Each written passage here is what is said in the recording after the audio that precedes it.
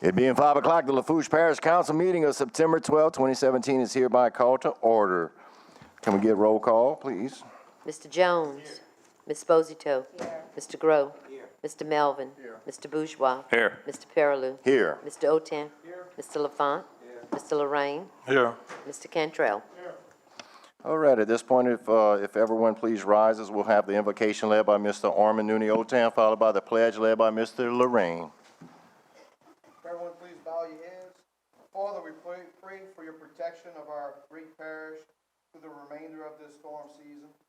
Also, Father, we humbly pray that you bless our parish leaders with integrity, to be absolutely truthful and honest, with dependability, to hold true to commitments with our employees and our residents. With initiative, identify the need of our parish and act on them. With tact, to interact with each other without becoming offensive. With endurance, to have the mental stamina to remain professional when under distress. With loyalty, to look out for the welfare of our employees and our residents. And most importantly, Father, we pray that parish leaders are blessed with unselfishness by avoiding decisions made for self-comfort and personal advancement at the expense of others. Father, bless all parish. Amen. To the flag of the United States of America and to the republic for which it stands, one nation, under God, indivisible, with liberty and justice for all. All right, I'd like to welcome a few guests. We have some dignitaries in the audience tonight. State Senator Norby Chabert here. Thank you, sir, for being here. We also have State Representative Jerry Truck Gisclair. Truck, welcome. We have some Port Commissioners. Mr. Perry Gisclair from the Fourchon Port Commission. The Director, Chet Chasson, is here. Thank you, Mr. Chasson, for being here. Chucky Sheremy, another Port Commissioner. John Melisson. Rodney Gisclair. Mike Colley. And we have our dependable friend, Mr. Doug Sheremy from the Louisiana Attorney General's office back again tonight. So thank you, Doug, for being here. First section in tonight's agenda is Section A, approval of the minutes. Can we get a motion to accept the minutes from the August 22nd, 2017 regular session? Moved by Mr. Bourgeois, second by Mr. Grow. Any discussion? Being none, all in favor? Aye. Any opposed? Passes 9-0. So we'll skip over Section B until 6 p.m. Can we get a motion to deviate? I'd like the motion to deviate to G47, proclamations. Can we get a second? Second. Second by Mr. Bourgeois. All in favor? Aye. Can we get a better vocal vote on these things? All in favor? Aye. Any opposed? 9-0. We are now moving to Section G. Mr. Chairman. Yes, sir. Item C, the administration asked me to pull it because it's been taken care of. Okay. Oh, I'm sorry. We'll address that when we get there. Oh, I'm sorry. No problem. My fault. First mistake from the beginning of the year. Thank you, man. Jeez. No, that's where we were supposed to go. All right, so Section G, proclamation number 47, Parish President James Cantrell to present a proclamation proclaiming the week of September 17th through 23rd, 2017 as Constitution Week. Mr. Administrator. State of Louisiana, Parish of Lafourche, proclamation. Whereas our founding fathers, in order to secure the blessings of liberty for themselves and their prosperity, did ordain and establish a Constitution for the United States of America. And whereas it is of the greatest importance that all citizens fully understand the provisions and principles contained in the Constitution in order to effectively support, preserve, and defend it against all enemies. And whereas the 230th anniversary of the signing of the Constitution provides a historic opportunity for all Americans to remember the achievements of the framers of the Constitution and the right, privileges, and responsibilities they afforded us in this unique document. And whereas this proclamation was issued at the request of AD in conjunction with the National Society Daughters of the American Revolution, Bayou Lafourche Chapter, Thibodaux, Louisiana. And whereas the independence guaranteed to American citizens, whether by birth or naturalization, should be celebrated by appropriate ceremonies and activities during Constitution Week, September 17th through September 23rd, as designed by a proclamation of the President of the United States of America in accordance with Public Law 915. And now, therefore, I, James B. Cantrell, Parish President of Lafourche, State of Louisiana, on behalf of Lafourche Parish, do hereby proclaim the week of September 17th through September 23rd, 2017, as Constitution Week in the Parish of Lafourche, and urge all citizens to reflect during the week on the many benefits of our federal Constitution and the privileges and responsibilities of American citizenship. In witness thereof, I do hereunto set my signature and have cause to be affixed the official seal of the Parish of Lafourche, State of Louisiana, on this 12th day of September 2017. James B. Cantrell, President, Lafourche Parish Government.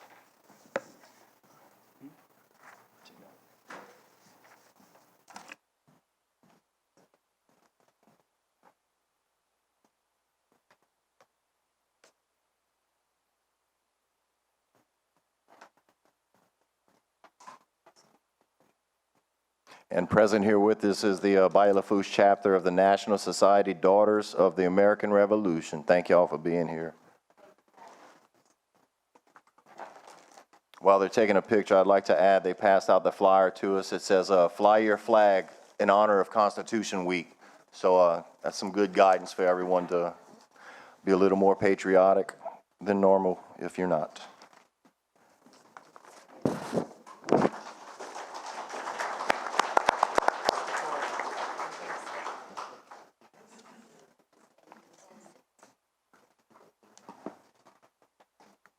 Okay, no problem. All right, can we get a motion to deviate back by Mr. Grow, second by Ms. Sposito? All in favor? Aye. Any opposed?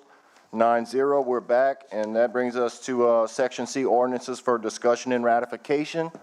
Mr. Lorraine. I spoke to the administration, they asked me to pull it. Okay, so totally pull it. All right. So that takes care of that. Moving on to Section D, public hearing and ordinances for ratification. Can we get a motion to open? By Mr. Sposito, second by? Second. By Mr. Bourgeois. All in favor? Aye. Any opposed? 9-0. Number 5, ordinance amending ordinance 5444 and amending and reenacting Chapter 2 Administration Article 3 provisions governing operations and parish governing body Division 1, generally Section 2-68, parish president's salary of the Lafourche Parish Code of Ordinance as it pertains to establishing the salary of the Lafourche Parish President effective with the next term of office, year 2016, added the word base before salary throughout the ordinance and adding base salary in Section 3. Moved by Mr. Jones. Do we have a second on this? Second by Mr. Lafont. Any discussion from the public? One time. 2 times, 3 times. Being none, any discussion on the council? Being none. Mr. Lorraine? Yeah, I just wanted to say something. The way they have this thing set up, we could vote on this and it could be base salary, but I don't think, I'm not an attorney, but I don't think this would take effect until the next administration, regardless of who it is, whether it's Jimmy, Mr. Perilou, or me, or whoever. That's. I'll take it. But you can't, yeah, but it also says in here that they want to go back to 2015. Right. I don't think you can legally do that. Is this to correct the verbiage of the original one? Because I don't think it's trying to change any numbers. No, but you're trying to go back to start that salary at base Retroactive. at 215. You can't do that. Yeah. That's not what was voted on. Mr. Jones, did we get any guidance on it? Go ahead, sir. All we need to do is put an amendment and put it for the next, in 2020.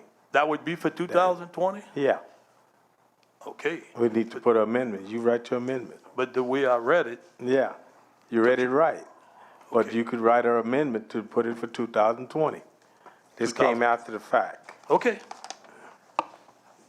Well, first of all, I'm no offense, I'm voting nay because I did not vote for it to start with. Yeah, that's no problem. Okay, so is someone going to do it? Mr. Grow, you have someone on this? I would just suggest that we either get with the district attorney's office or our auditor, not Mr. Bagala, the council's auditor, to come up with a figure on what it should be now so we don't have this stuff lingering on until 2020. So we need somebody to tell him what he needs to make next year, or this year and past.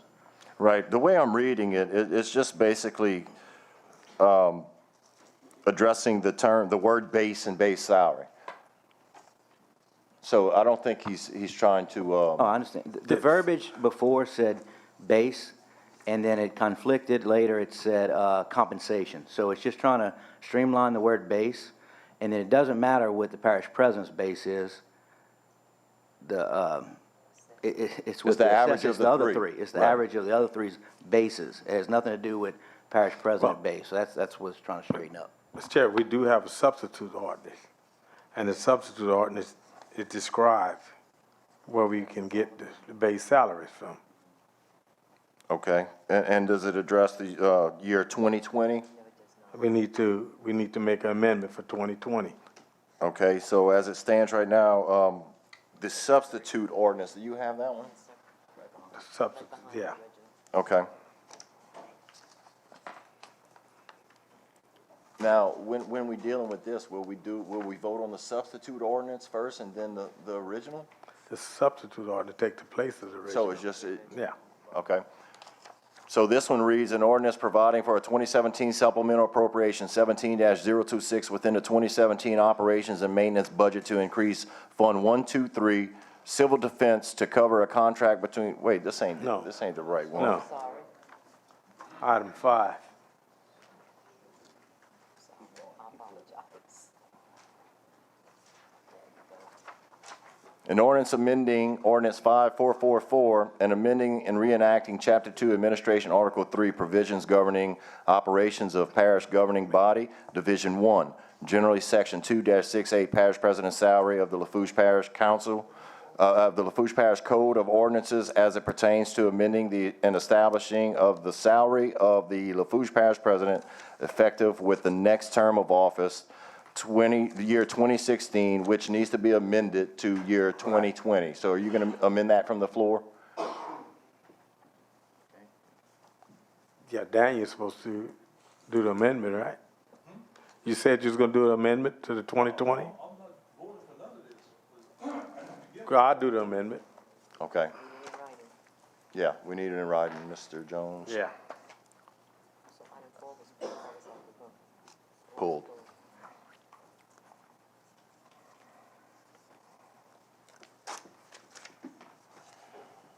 So as amended, it's going to read, strike 2016 and insert 2020. Right.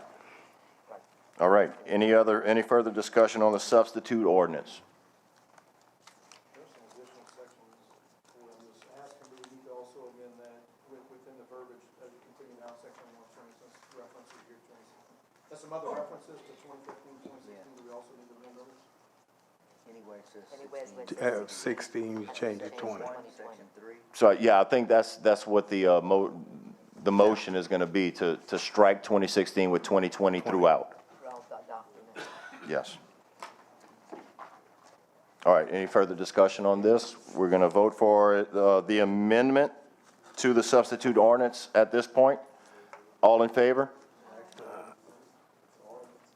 That's correct. Any input, any comment from the audience on the amended version? One time, 2 times, 3 times, being none. Any further comment from the council? Mr. Grow? I believe in section 3, it should say August 2019, probably. That one says 2015. So if we striking through everything 16, turning it to 2020, where it says 2015, it should say 2019.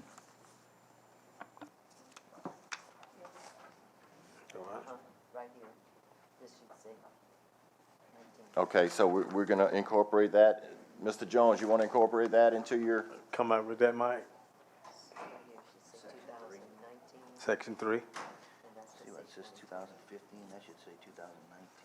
right. That way, for the following year. So they can, compensate, so they can. Yeah. So they can figure figure the salary for the year 2020. Can you write that down as well?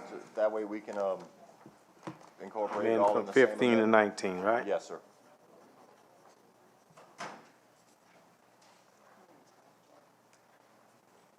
All right, so in section 3, 2015 has been changed to 2019. Any further comments from the public on this? 1 time, 2 times, 3 times, being none. At this point, we're going to vote on the amendment. All in favor? Aye. Any opposed? Passes 8-1. Now we're going to vote on the ordinance on the substitute ordinance as amended. All in favor? Aye. Any opposed? Passes 8-1. All right, number 6, ordinance amending ordinance number 5764 and amending and reenacting Article 3 Drainage, Section 36-61, obstruction of drainage prohibited, violation penalties of Chapter 36 of the Lafourche Parish Code of Ordinances. Moved by Mr. Jones, second by Mrs. Esposito. Any comment from the public? One time, 2 times, 3 times. Being none. From the council? Being none. All in favor? Aye. Any opposed? Passes 9-0. Number 7, ordinance establishing no overnight parking towed at owner's expense at all Lafourche Parish Library branch parking lots, installing the necessary no overnight parking towed at owner's expense signs, and providing penalties for the violations thereof. Moved by Mrs. Esposito, second by Mr. Jones. Any comment from the public? One time, 2 times, 3 times. Being none. Mr. Lorraine. Yes, since I'm the liaison to the library for the council, I missed 1 meeting so far, and we have never discussed anything on this. I know the property belongs to the parish, but you're going to have some problems with that. And I think you need to go to the library board and have a little discussion and let them come back to over here. I saw the librarian put an email and said she was for it. Well, she's not the whole board. And I was a little disappointed in that, but I mean, that's what she did. But I think in all fairness, this should go back to the board, let them review this, let them come up with some ideas, and then come back to the council. Because what happens if, let's say some lady is going to the library and her car breaks down, and her husband's working, he can't get to the car, she got to leave it there tonight, so that would give them the right to come tow it and pay the fine, and husband's not there to help. It's going to happen. There are some problems there, I know that. But I still think it needs to go to the library board and then come back to the council. I would hope that they would just pull it and start over after the library discusses this. This is just me now. You do what you want. All right, thank you. Mr. LaFont? I think it has good intent, but once again, some of the libraries are actually on like in Galliano, it's not only library, you got stores, you got restaurants, you got all that. Where do you define that fine line, and who's going to make that decision? But also, we have a unique case in LaRose at the LaRose Civic Center. You have the LaRose Civic Center who gave the property to the library where people park during festivals and events. And a lot of times I see people might get inebriated during the festivals, might get drunk during the event, and they leave their car there overnight, and we're going to tow somebody that's being responsible. I just can't support it as it is. I think we need to maybe go back and relook at this. Thank you. Mr. Bourgeois? In light of the fact that we're getting ready to we're building a water park in Bayou Blue, and the library's right there, I don't want to tow patrons' cars at the water park, or anybody who may have a broken down car as well in Bayou Blue, and that's my concern. So I'd like to go to the library board too. Mr. Farrell?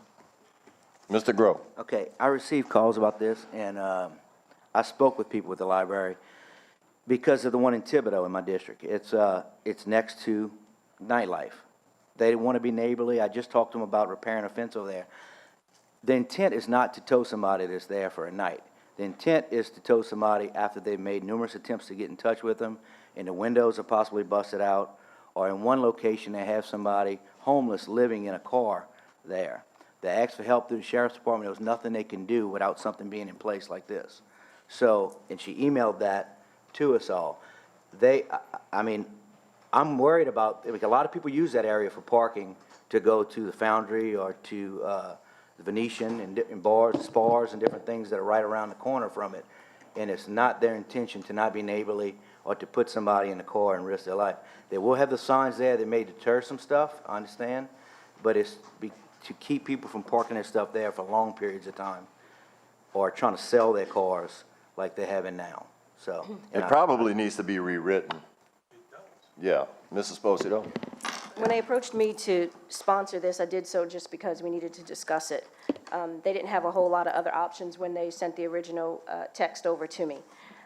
I see a lot of problems with it. That's why I contacted Councilman Grow to ask him what he thought, because that is in his district. One of them is in his district, where I knew there'd be a problem with it being in the downtown Thibodaux, and that's used often for Mardi Gras or, like you said, the nighttime crowds and everything. So I had a lot of problems with it. I wanted to just, as they requested, I presented it to you all for you all to discuss, and we can do with it whatever. Can we defer it think. for further, I don't see action? why not. I'd like to pull it and start over with the library. You're calling, Mrs. Sposito? I actually think it needs to be rewritten, so I guess we should pull it and let them do with it what they All will. right. Number 7 is pulled. You had, I'm good. You have something, Mr. Ote? Yeah, well, I know this was original, we've seen this now for a couple of weeks, has been there, and it's unfortunately it wasn't addressed, I guess, the concerns that everyone has, but I will comment that the sheriff's office, as well as each of the municipalities, do use discretion, and if you're gonna rewrite this and put verbiage, I would that they make every attempt to contact the owner to have it moved, because they typically do that. As someone for 20 years that calls to have vehicles towed, they typically make every effort they can to get them moved prior to having them towed anyway, so that would just be a recommendation I have.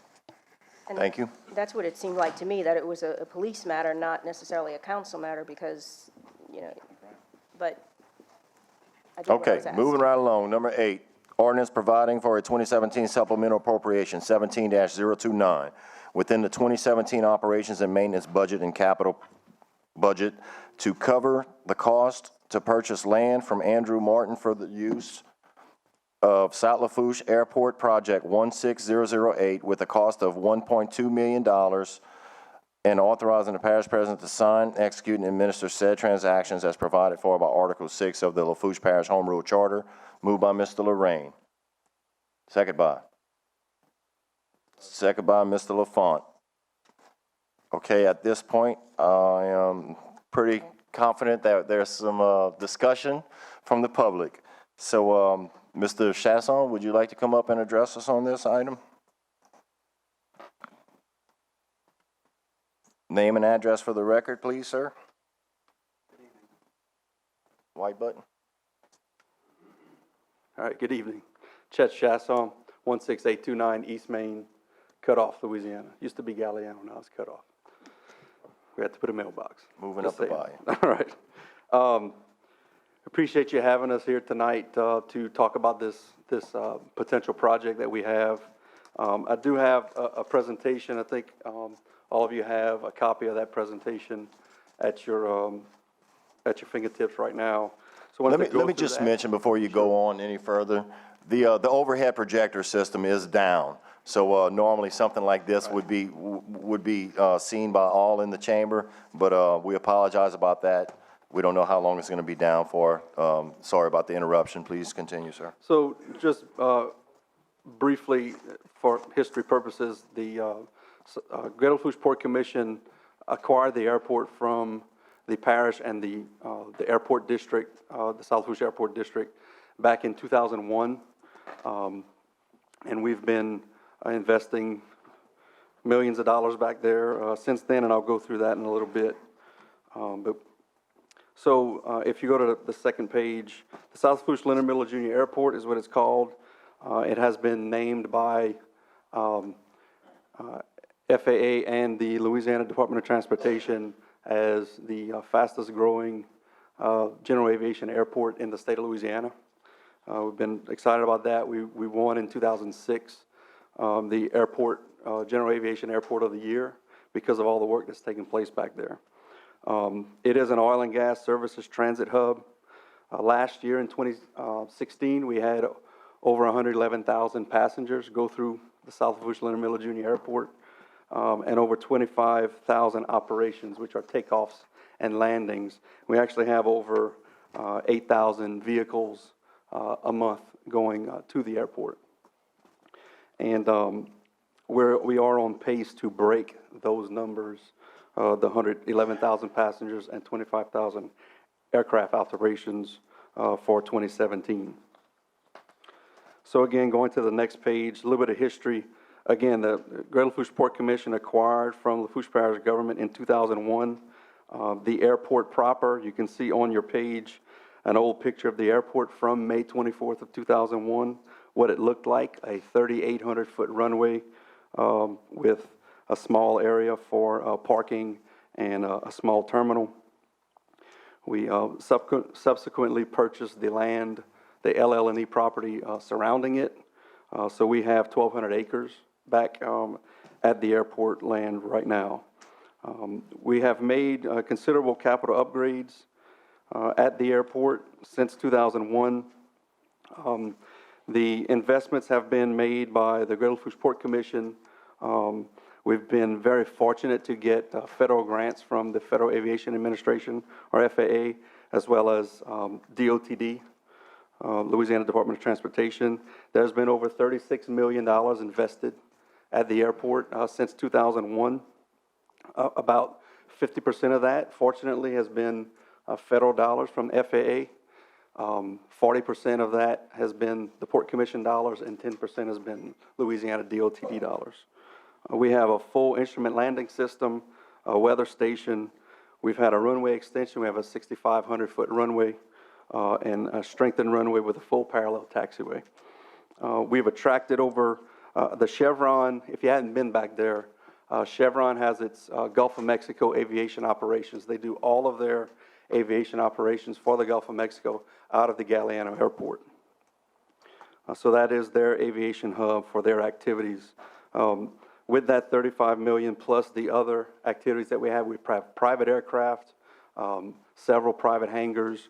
We also have a rotorcraft leasing company, which is a helicopter company back there as well. So we have over $50 million in private investment and even more in assets back there as far as helicopters and fixed-wing aircraft. So the next page you can see is now a picture of what that airport looks like. You had a picture earlier from 2001. You can see what it looks like now. What you're seeing on the upper left side is Edison Chouas Offshore private hangars for their aircraft. The next section of development is hangars and the terminal and parking area for aircraft and a fuel farm. The next section is some helicopter pads. And then you can see that big facility there is the Chevron facility with huge amount of parking. And then what's not pictured further down on that property is rotorcraft leasing's site. And they just recently did an expansion to their site. So next slide is, so what is the airport worth to Lafourche Parish? So there's a huge amount of tax revenue growth. We'll go through those numbers in a bit. We have growth in operations. There's obviously a lot of economic impact back there. I'll go through some of those numbers. Jobs and tourism, value added, capability, et cetera. There's an industrial park back there. That's what part of that land that we purchased from LL&E outside of the airport itself, where the runway is slated for, but we just don't have good access to get there at this point. It's allowing for diversification in the parish, and obviously emergency response is important. So airport tax revenue growth, you can look, the ad valorem revenues consist of real property plus the value of aircraft, just like watercraft. I know you're familiar with that. So in 2015, the total ad valorem revenues generated by the airport was a little over $2.9 million. That was $1.8 million in actual aircraft and $1.1 million in real property, so buildings in the ground. In 2016, just ad valorem on aircraft was over 4.5, and that was with the addition of the Chevron facility. And then in 2016, the aircraft ad valorem was slightly down, but really not much, still $4.3 million from what we anticipate on the 2017 numbers. So you look just in 2015, 2016, and 2017, there's been over $11.7 million in tax revenue generated by the airport activities. So moving on to what this project is about. The Airport Connector Corridor. You can see what we're talking about right now, and today what's on your agenda is agenda item number 8 is phase 3. We've done phase 1, which was paving of the airport road. You guys have been favorable for that project and did that project for us, and we really appreciate that. We take care of everything on inside the airport property itself.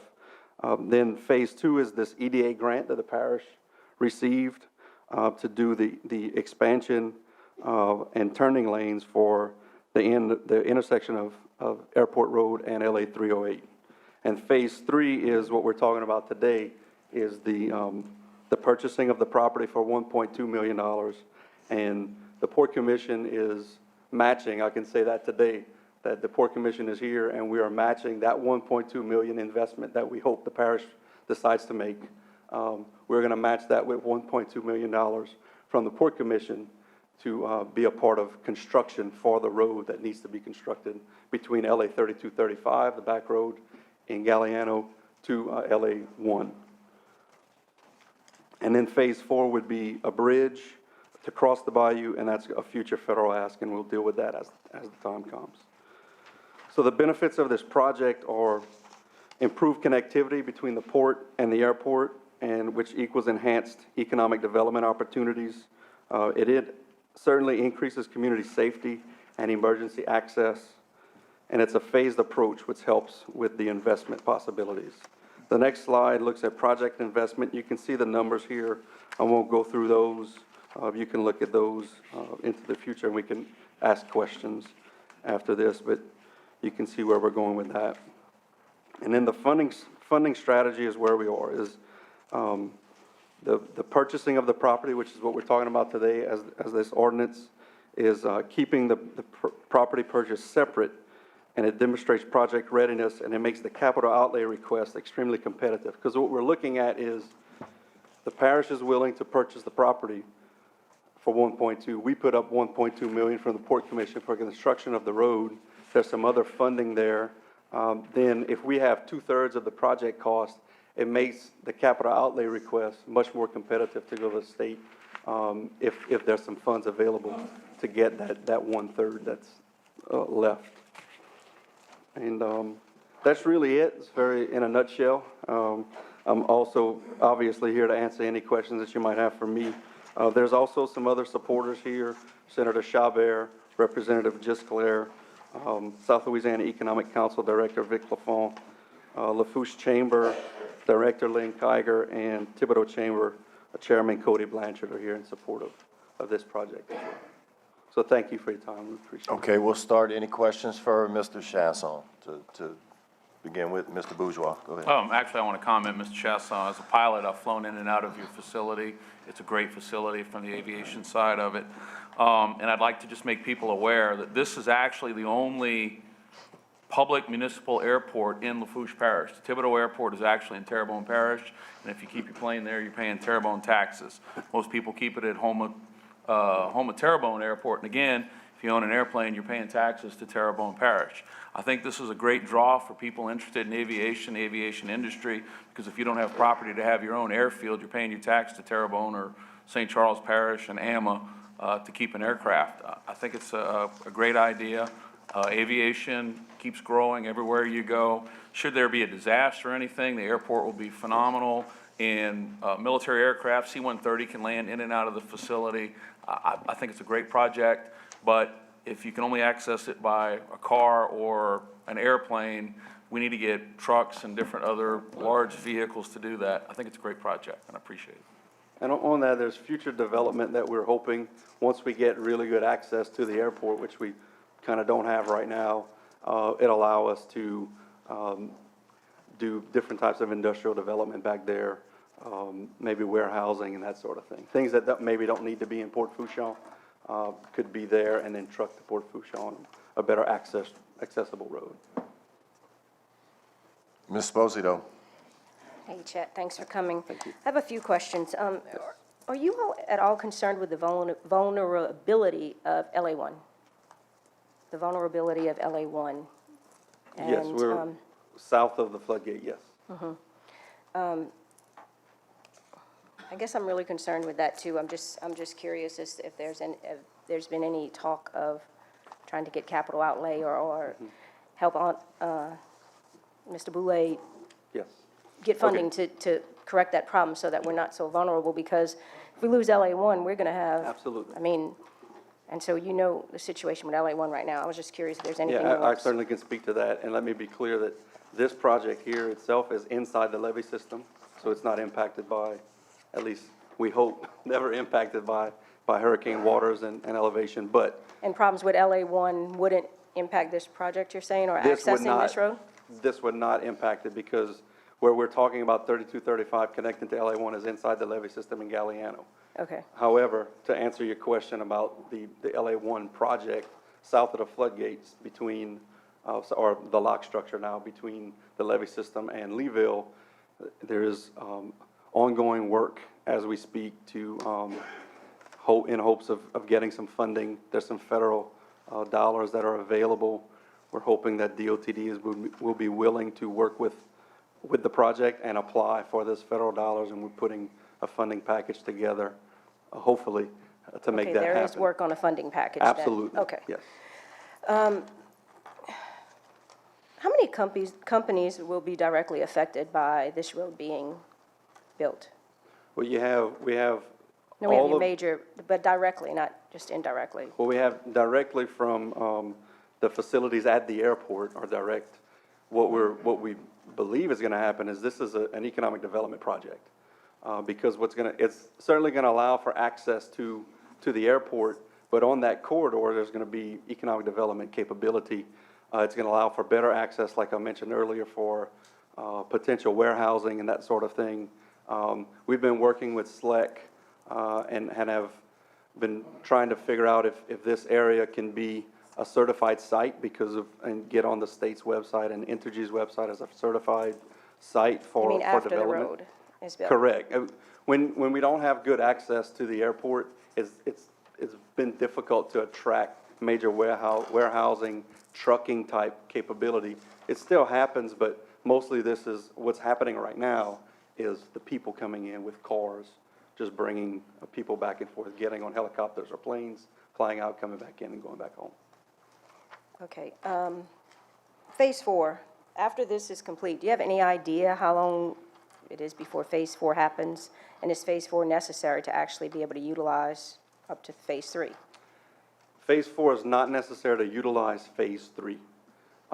Phase 4 is necessary to reach the full potential of what we're talking about as far as economic development and impacting the airport, but it's not 100% necessary for Phase 3 to be utilized.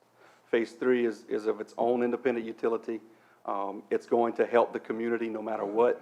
It still gives a more localized area to get vehicles from the 4-lane to the area. There's a couple bridges that are a little closer than having to go all the way around to the bridge at next to South Lafourche. So certainly the end game is getting that Phase 4 done, but it's not 100% necessary to get for Phase 3 to be utilized. Okay.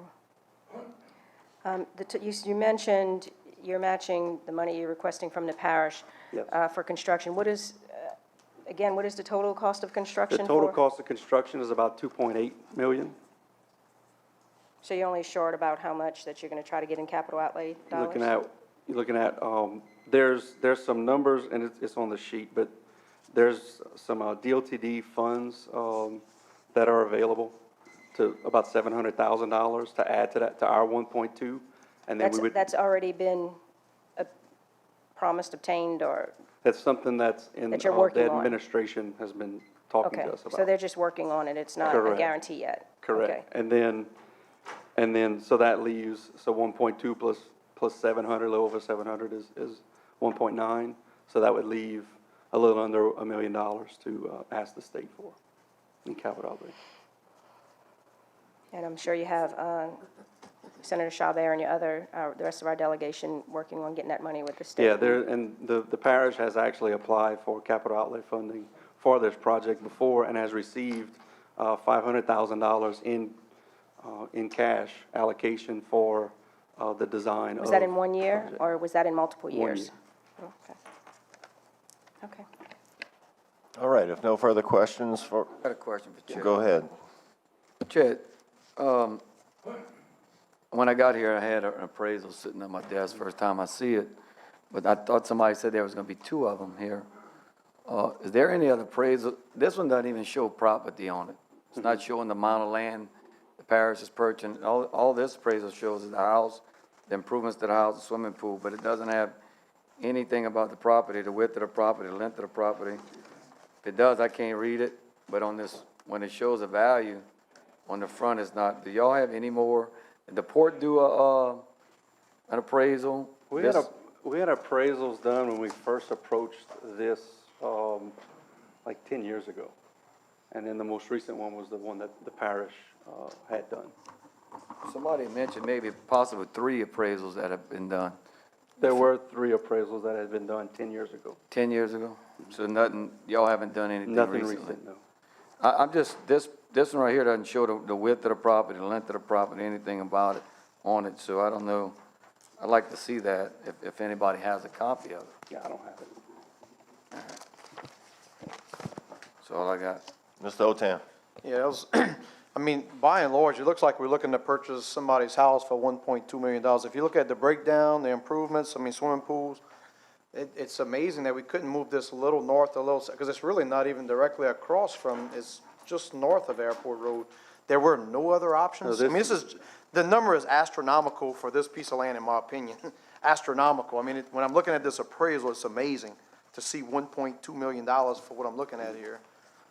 But there's nothing north or south of that property? This is the immediate Straight across would be just south, straight across would be just south of that property. So that's when the phase 2 that's coming, that the parish has an EDA grant for, and we're matching some funds as well for that project, the Port Commission is with the parish.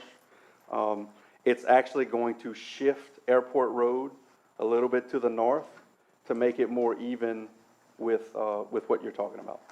So that is the property that's directly across, and it's the only property that has just one structure to worry about.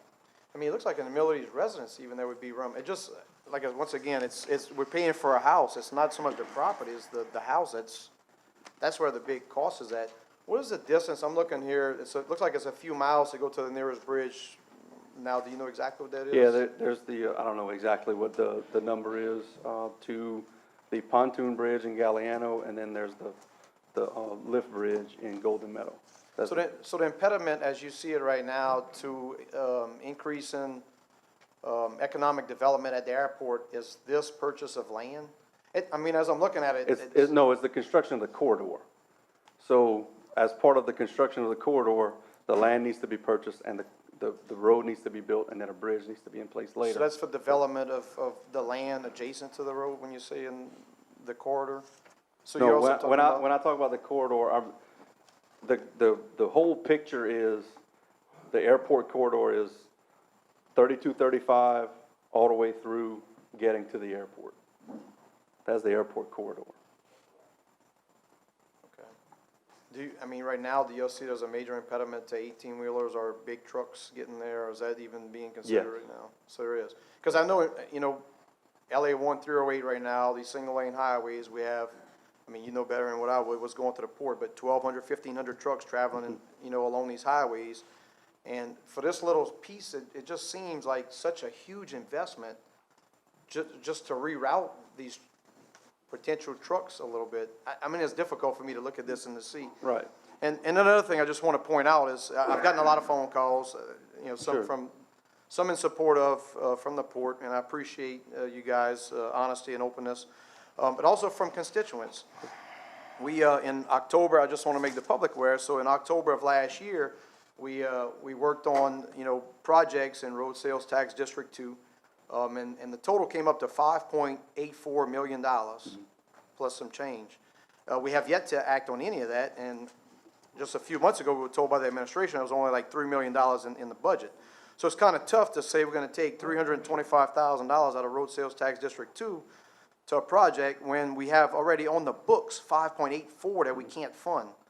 So it's just difficult, and that's why I'm trying to make sure that we've explored all other options. Because I could tell you another thing is short of that bridge from the federal government, then it's just a little piece of road that's connecting Highway 1 to 3235. You don't really gain much without the bridge. Is that fair to say? No, Slightly, but what's important about this corridor is that there's no other place in the area, in Galliano, that people can get from 3235 to LA1 without going through a neighborhood or through the hospital parking lot or that sort of thing. So just from that standpoint, this corridor is necessary. Aside from the bridge by the South Lafourche, I guess. Correct. Okay, thank you. Sure. Okay, appreciate your being here to address us on that. Jerry Truck Gisclair, State Representative, you ready to come discuss this, sir? Jerry Truck, Gisclair, State Rep, District 54, 157, Bayou Portuguese, La Rose.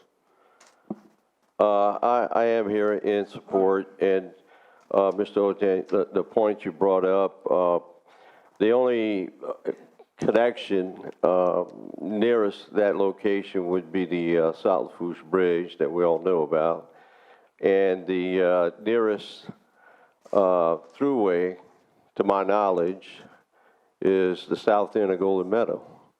Everything else goes through private and public subdivisions, church properties, and what have you. It's, to me, a huge safety issue that would be addressed with this feeder link. But to add to what Mr. Chasson said, the development of the airport, the heliport on the opposite side with the future LNG terminal that's going to eventually become a reality at Port Fourchon, we're going to be seeing a tremendous amount of additional traffic, and I think there's going to be a lot of service coming in and out of this airport. And this feeder link with a future bridge is going to be a big asset for Lafourche Parish. I know it's South Lafourche, but you know, I look at it, it's helping Lafourche Parish.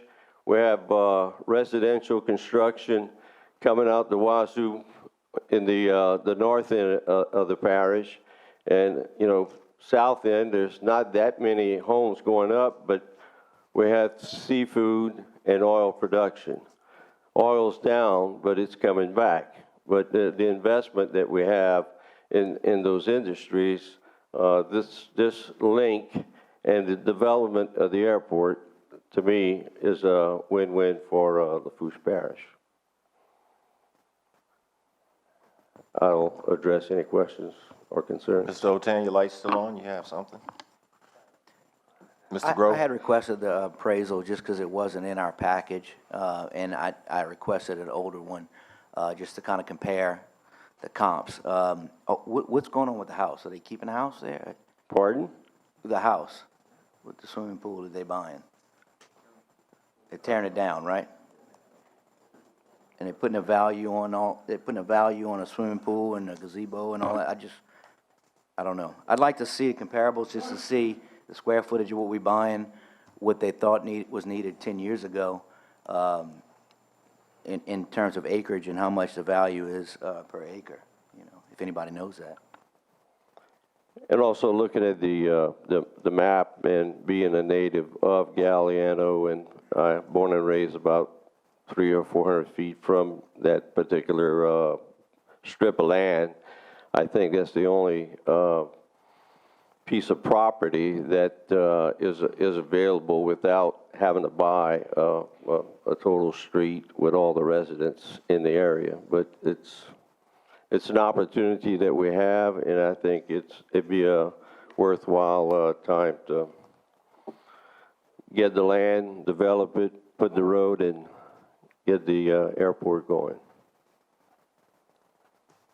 That's all I have. Thank you all. Mr. Lorraine? Wait, Yes, since sir. you talked about the LNG plant, can you give us a cost? I know it's in progress, and I really think it's gonna happen.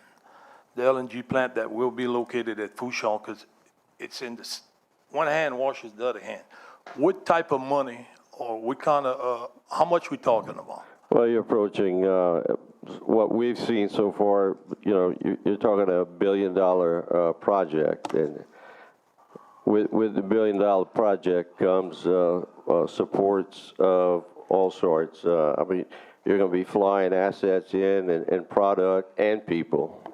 I can tell you, if that comes, and which I think it will in the near future, you're going to turn the economy around in this parish. You're going to have all kind of jobs, and they're going to be working at Fouchon. Whoever wants to work. Yeah, I believe it was 3 years ago we had to pass legislation authorizing the state to accept property from, I think it's ConocoPhillips or Burlington, whoever owns the property. And that was to turn around and where the Port Commission, I believe it is, could purchase the property for development in the future, which the future is now with the LNG announcement that was made. Thank you, sir. All right. All right, thank you all so much. Okay, next up to address the council is Mr. Lynn Kiger, Lafourche Chamber of Commerce.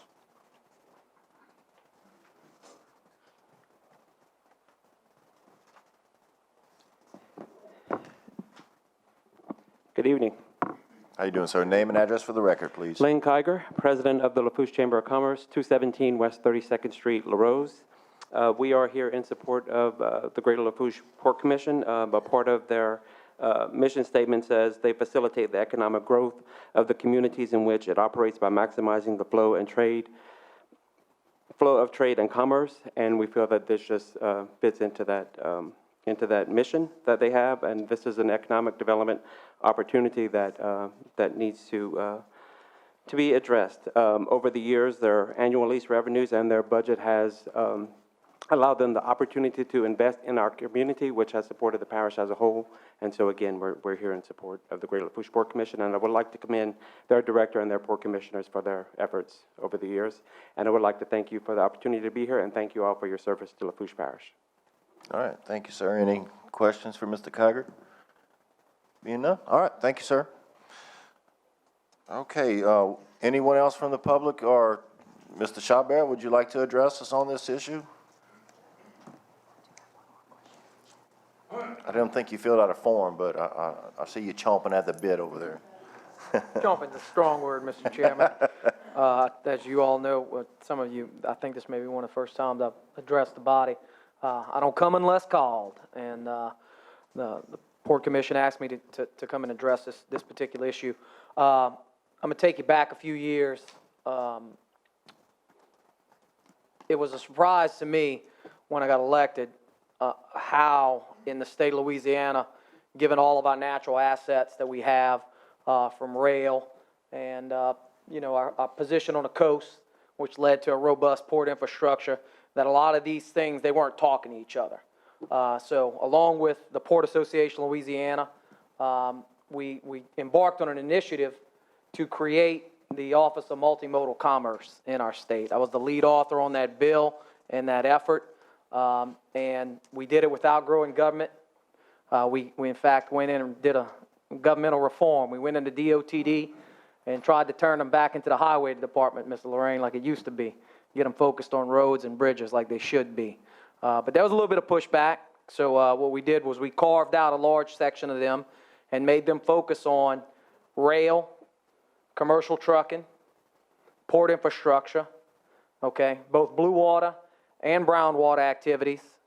And I got a lesson on general aviation that I wasn't aware was such a strong force in our state. Let me just tell you, ladies and gentlemen, how important of a stat Mr. Chasson read off when he said that we have the fastest growing general aviation airport in the state of Louisiana. That's a huge thing.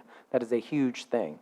And for it to come as far as it did so quickly is truly impressive. I remember being at the groundbreaking with Ms. Randolph and some members of the council here when we knew that Chevron was going to come in and they were going to do some improvements, and they were going to start flying a lot of folks out of that facility. We had no idea at that time that they would put all of their eggs into one basket, so to speak. But one thing I learned throughout that whole process is the synergy that needs to really exist to make an economic development opportunity be all that it can be, and that one word is connectivity. So you may not think it's a big deal to have somebody get off at 3235, cut across, jump the Galliana Bridge, come back all the way down, take a left. That's a huge deal in terms of commercial transport. The Trucking Association made that very, very, very clear to the state, okay? I don't know how many of y'all have noticed the number of roundabouts that are starting to pop up on Louisiana highways and intersections, okay? To an engineer, and I know we got a few of them in the audience tonight, no offense to you guys or gals, but it's an ideal thing to put a roundabout at an intersection. Ease of speed of use is great. But when you're running a hotshot truck that can't make that turn, all right, you really could screw up the delivery system that you may have pumped a whole lot of money into.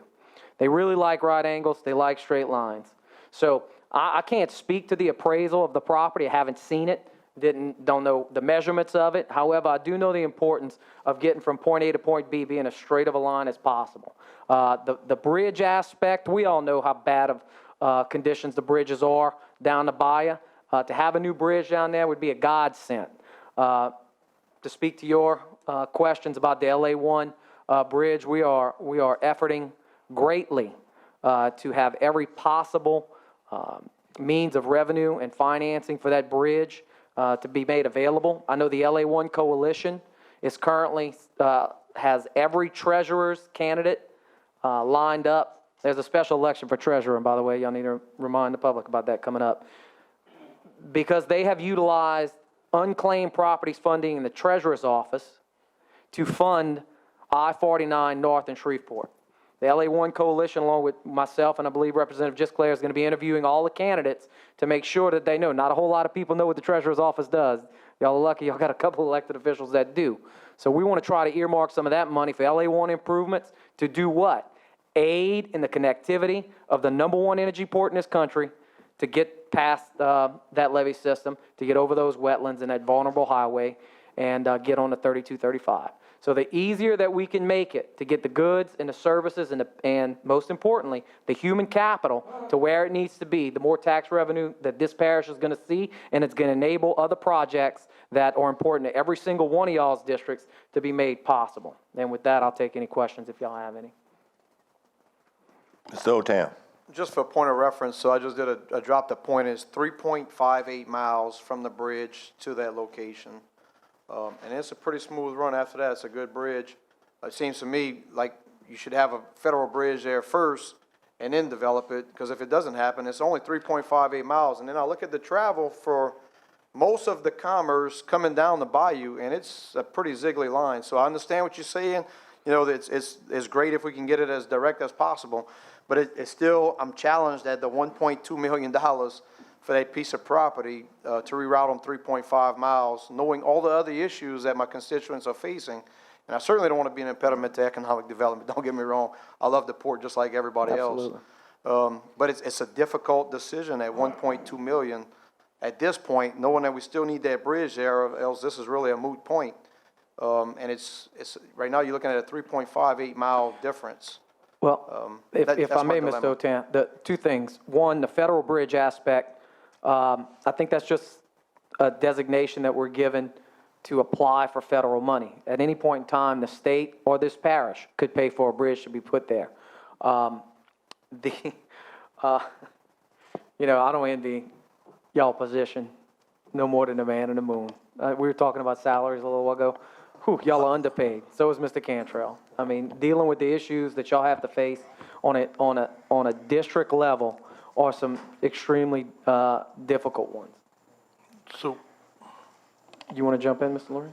yeah, I just want to ask Mr. O'Tam, what bridge are you talking about? Are you talking about Lafourche one. South Lafourche? Because we got Galliana Bridge. 3.58 miles. Galliana Bridge is a lot closer, but it's you got a weight limit on it. Yeah, can't cross. Then you got Golometa Bridge, which is probably 4 or 5 miles. And I'll say this in terms of bridges and your reference to you think you need to have the bridge there before they build the road. from the state level and the federal level, that's the exact opposite way of the way we think. There have been way too many bridges to, as they say, nowhere built. I mean, how many people remember the Gramercy Bridge that didn't have you crossed it from I-10, you went over the river, and you got to Grand Point and whatnot, and you have a road on the other side, except for the river road. And it was great for my good friends from Paulina. I think I saw Mike Mathern back there somewhere, having to be able to cross the road. But, you know, it's important to have a road on the other side when you build the bridge. But I totally understand what you're saying. I respect that. When you reference the LA1 bridge, you're talking about the intercoastal bridge? No, the bridge that we were talking about a minute ago was the LA1 Leeville, the Golden Meta aspect of I was so sure hoping you were talking about over the intercoastal. Ooh, partner, no, look, I bet you my office gets more calls than yours. You want to talk about an impediment to commerce? Tell me about Yeah, I it. feel those calls. Let me interject here for a second. At 6 p.m., we have to deviate to a public hearing. So we need to wrap this conversation up like pretty quick. yeah, all I Mr. want Lorraine. to say is that, you know, if you look at the phases, phase 1, 2, and 3, we're trying to put a puzzle together. That's what we're doing. That bridge is going to come through the federal government. We have money invested with the EDA on the project on the south side. The parish completed 2 years ago the project going to the airport, 1.2 million. And without this property, we could just shut it down. You need this property. It's direct across. And what it does, if you look at the South Lafourche Bridge to 3235, you have a road there. You have one at Carte Blanche, and you have one in La Rose. For some reason, they should have had one in that area when they did this, but it was overlooked. So it won't only help the port, it's going to help the people of Golden Meta, Galliana, and the port. And it's economic development, gentlemen. And I'm going to tell you, without getting this property, we can just shut it down. Okay, we got to shut this down right now. We'll pick back up on this conversation as soon as the public hearing's complete. Thank you. Is that okay? I may be gone by then. Okay. Okay, yeah, we need to get a motion to deviate back to the original item B. Moved by Ms. Esposito, second by Mr. Jones. All in favor? Aye. Any opposed? 9-0.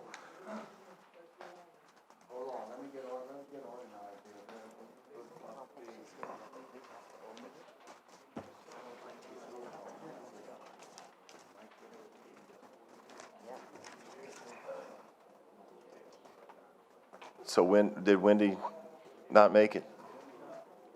She's on her way? Okay.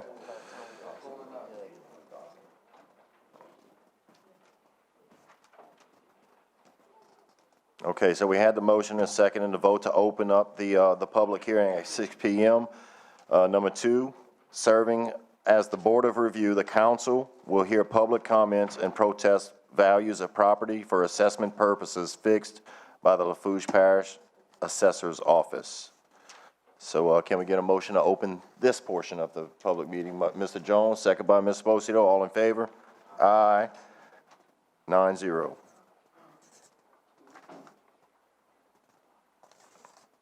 You're just in time. We're actually waiting on you at this point.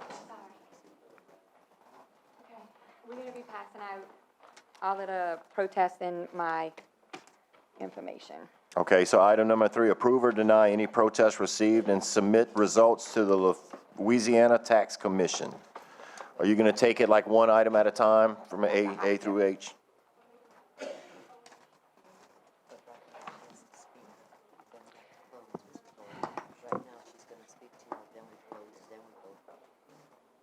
Okay. So, Ms. Wendy, Ready? whenever you're ready, Okay. name and address for the record, and you can go ahead. My name is Wendy Thibodeau. I am the Lafourche Parish Assessor, and my address is 403 St. Louis Street, Thibodeau, Louisiana, 70301. The first protest we received was cased hole well services that's on the agenda. I'm going to try and make this as brief as possible. A lot of them are very similar. Our 2016 fair market value of the inventory and the machinery and equipment and the wells on this assessment was totaled at $7,008,867, and our 2017 fair market value was $7,580,133. It was roughly an 8% increase in the fair market value.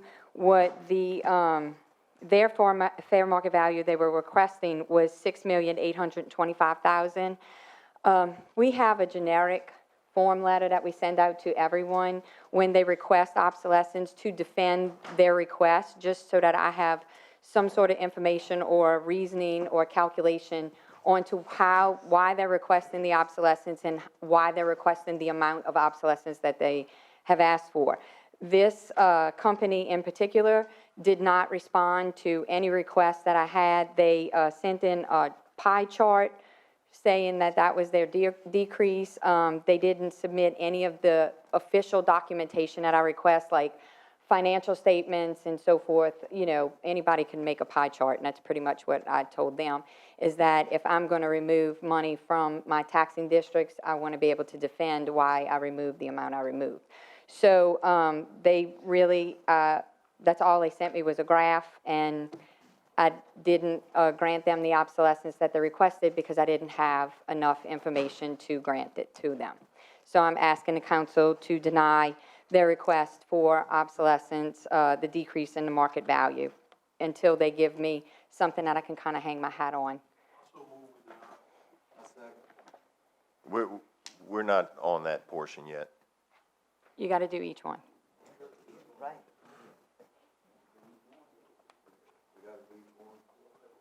One at a time. I'm almost positive you have to do each one, don't you? She said she has to speak, then we have to close it and then go to vote. After you speak, you close, then the council gets. For all of them at one time? No, individually. For each one. This is the one company. They were by themselves. So I'm done with this. Okay. But they're gonna vote after you finish going through everybody. Got it. That's how the agenda reads anyway. That's how it's. However y'all need to do it is fine with me. The second one was Lowe's Home Center. They were requesting a decrease in value, and what this is, they were requesting the decrease in value according to their building, not movables. This was according to the four walls and the roof. According to Marshall and Swift, which is nationally recognized, the value of this building should have been $8,317,000. And our fair market value of the building was $6,896,000.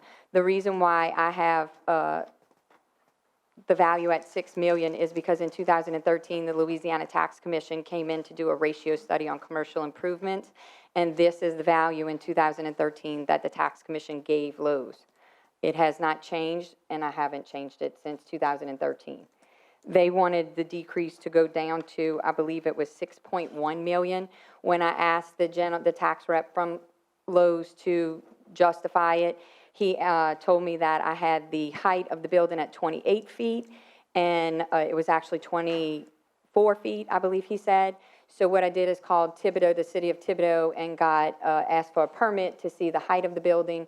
Since there was a discrepancy, in the fire department is actually who gave me the height of, I went by their height of the building, which was 25 feet, which that value still came out higher than the 6.8 million. So he emailed me and informed me that he was withdrawing his request for the decrease in value. So this one is really, but I have to address it because it's on the agenda.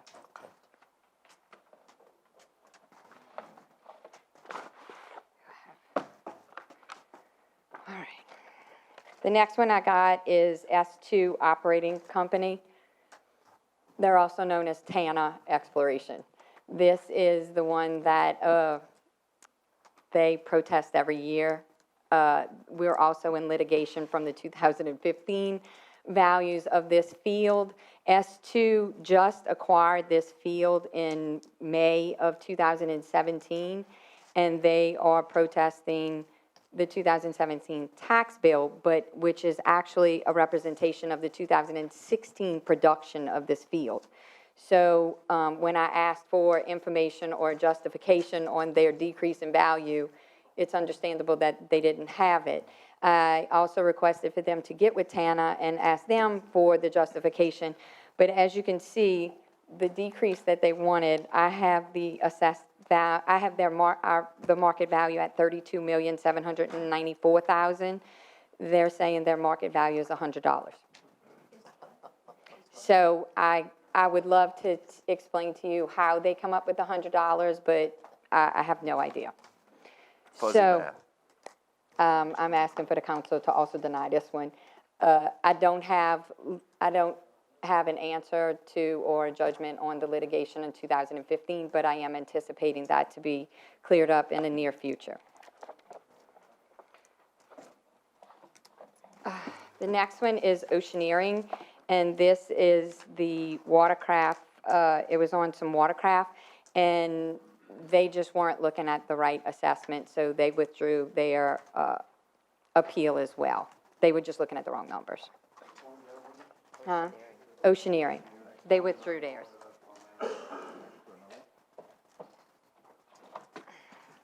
A lot of these have tax reps, so when, you know, I'm dealing with a middleman, so sometimes they need to get with the owner or operator of the company, and that's where the discrepancy sometimes comes in.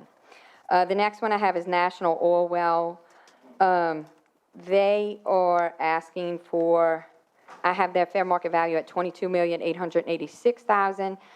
I'm sorry, I have our fair market value at $14,251,000. In 2016, their fair market value was $22,886,000. This is a 38% decrease in fair market value from 2016 to 2017. And why I'm pointing this out is because every year the Tax Commission updates their tables, which is how we calculate our assessed value from market value to assessed value with obsolescence and so forth. The tables have decreased significantly. So they are asking for additional obsolescence, and what I'm trying to point out is that the tables already accounted for the obsolescence and the decrease in the oil and gas industry. This specific assessment is 38% decrease from last year to this year. They were asking for the value to, which is an $8 million decrease in market value. They wanted it to be decreased to $9 million. And that would have brought it to like 41% or so forth. So the tables, what the Tax Commission tells me that I have to do or can do, I felt like that was a 38% decrease from last year was significant enough.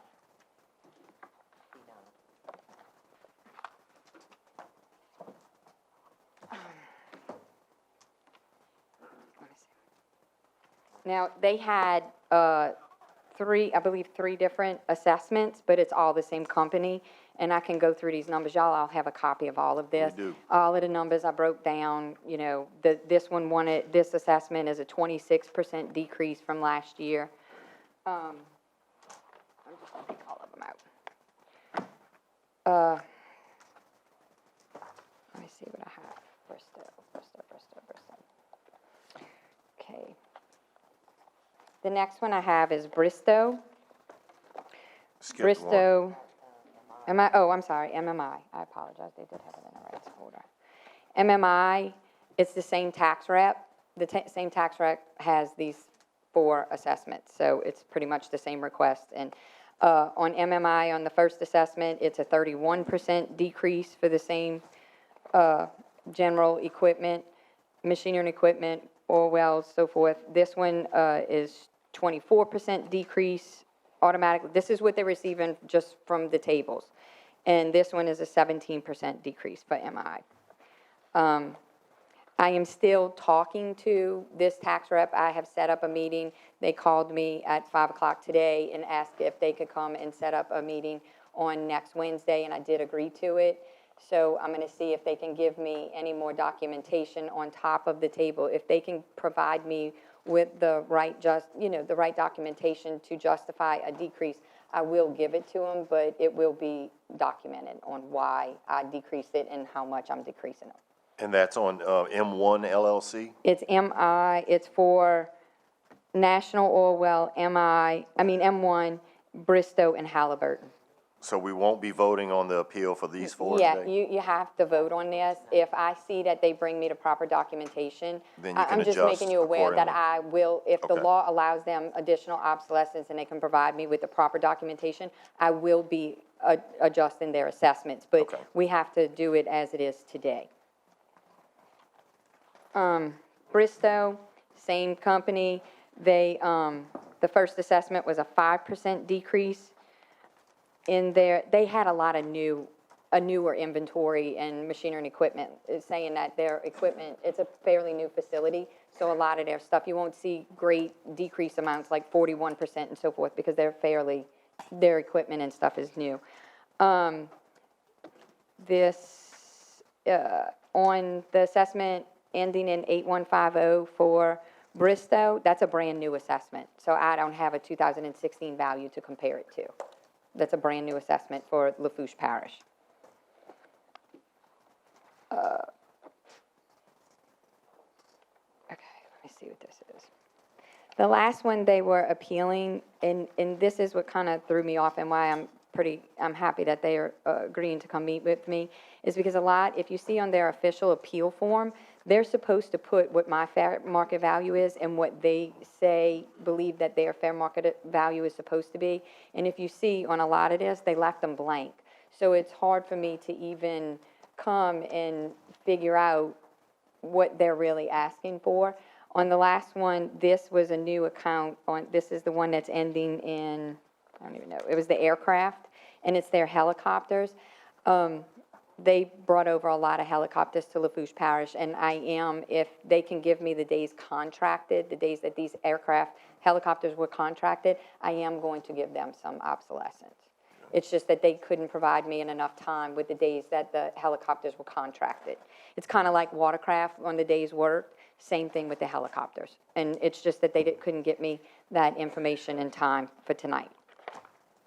So that takes care of Bristow. The last one is Halliburton. On the assessment that ends in 4955 for Halliburton, our 2016 fair market value was $67,183,000.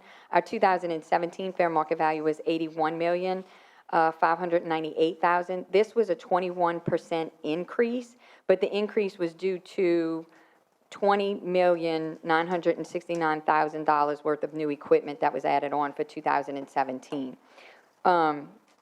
That, if you compare apples to apples, I wanted to show y'all, like, if we took the same equipment from 2016 to 2017, not the new stuff, but the equipment and the assets that were there from 16 to 17, it was an 8% decrease.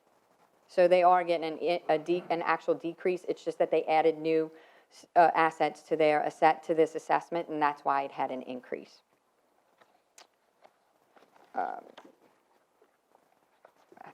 I think that's it for Halliburton. Okay, let me get organized. Okay. Is that everybody? Yep, that was the last one. What was that? Who was that? MI Swaco. Okay, that's the one I have left. Our fair market value was, in 2016 was $12,995,000. Our 2017 fair market value is $10,395,000. That's a 20% decrease from 2016 to 17, and they wanted $9.8 million. I wasn't that far off, but they wouldn't, and that's just according to the tables, the tax commission tables. So I'm asking that the Board of Review please support me in my values and understand that some of this is still in negotiations. I also wanted to tell the Board of Review that, and the public, that just these values, I'm getting ready to run the official tax roll, but the preliminary reports, as everybody knows, the oil and gas industry has taken a significant decline, and our tax roll from 2016 to 2017 is down by 9.11%. From 2016. That's an assessed value. That means that it's right now at a $12.5 million decrease in collections. What that means is our school board is losing $4 million. Our sheriff is losing $1 million. And I broke down the different districts that the council is responsible for, and every one of them has taken a decrease except Fire District 1 and Fire District 4. Some of them, the road district is at $438,000 decrease, the library is at $494 decrease, the parish council of general alimony is $236,000, council on aging is $185. Now, these are not concrete numbers, but this is pretty close to it. So I just want you all to be aware that there is obsolescence that has already been given across the board, and that this is, when we decrease these values, this is where it hits. So do y'all have any questions? Mr. Bourgeois, you have a question? Yes, ma'am. On which one? On cased hole well services. Yes, sir. Okay. I mean, my understanding is that, and looking at it, they're showing an economic downturn, which in the oil industry and all of that. But it's my understanding they didn't do the right paperwork is the main. No, what it is that automatically the tables, what happens is they submit LAT forms, and we put that into the tables. We calculate it according to the tables that the Louisiana Tax Commission sets every year prior. So in 2016, the Tax Commission meets every year, and the oil and gas industry, the watercraft industry, the public, different, you can go and submit your proposal on how you want the Tax Commission to value or calculate these values. And every year, I'm just telling you, the oil and gas industry, LaMoga and LOGA, they submit something. And this is the first time in as far back as I can remember, and I've been doing this for 20 years, that the actual Assessors Association and the oil and gas industry sat down and came up with an agreement of a 6% decrease on the major entities of that oil and gas industry. So what happened, what I'm trying to say is that the obsolescence that you're talking about, the downturn in the industry, was already incorporated into these tables that are put into my system. So when we put those values in and calculate it, the obsolescence is worked into cost multipliers, you know, those get increased and so forth. So they wanted additional obsolescence on top of the obsolescence that's already worked into this. I allow additional obsolescence as long as I can justify, if they can submit documentation that it's justified, because not everybody fits into the tables, meaning that this company may have had more of a decrease, or they might be going out of business or so forth, and their income has decreased significantly more than the tables. I allow that, but they have to justify it. I can't just accept somebody coming in and saying, my company's down by 45%, you need to decrease it. You understand? So what I require is financial statements. There's a list of documents, official documents, not just something that you can put on that I can type up. And that's what I wanted. I requested their financial statements and their, from last year. To compare, what I do is take last year's the year before's financial statements to 2016 financial statements, and whatever that percentage is, I work according to that.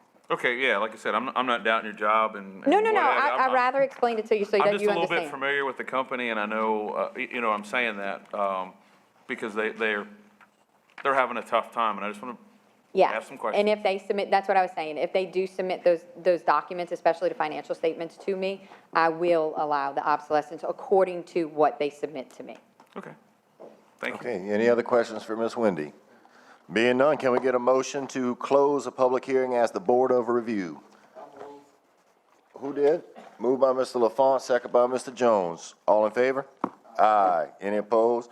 It is now closed. We're moving on to the actual approval or denial process of any protests received, and submit results to the Louisiana Tax Commission. So at this point on letter A, written appeal from Cased Hole Well Services. We're voting to approve or deny. So sounds good to me. So all in favor means that you're voting to approve their appeal, and if you deny it, you are denying their appeal. So all in favor? All opposed? Fails 0-9. Next item, B, was pulled, the Lowe's Home Center. Next is C, written appeal from S2 Energy Operating LLC. All in favor? All opposed? Nay. Denied. D is pulled, Oceaneering International. E, written appeal from National Oil Well Varco LP L130. All in favor? All opposed? Denied, 09. F, written appeal from M1 LLC. All in favor? All opposed? Nay, 09. Denied. G, written appeal from Bristow US LLC. All in favor? All opposed? Nay. Denied, 09. H, written appeal from Halliburton Energy Services, Inc. All in favor? All opposed? Denied, 09. Can we get a motion? Wait, what about Swaco? Is that, See, It it's wasn't not on on the my agenda, list. but I think y'all need to vote on it. that was supposed to be back. Okay, well, Swaco, all in favor? Something that was brought to you after. All opposed? Nay. Denied, 09. Should we amend it to add, Yes. so nobody comes back? I move that we amend and add section, Aye. You want to write that down real quick for me? Appeal from M1 Swaco.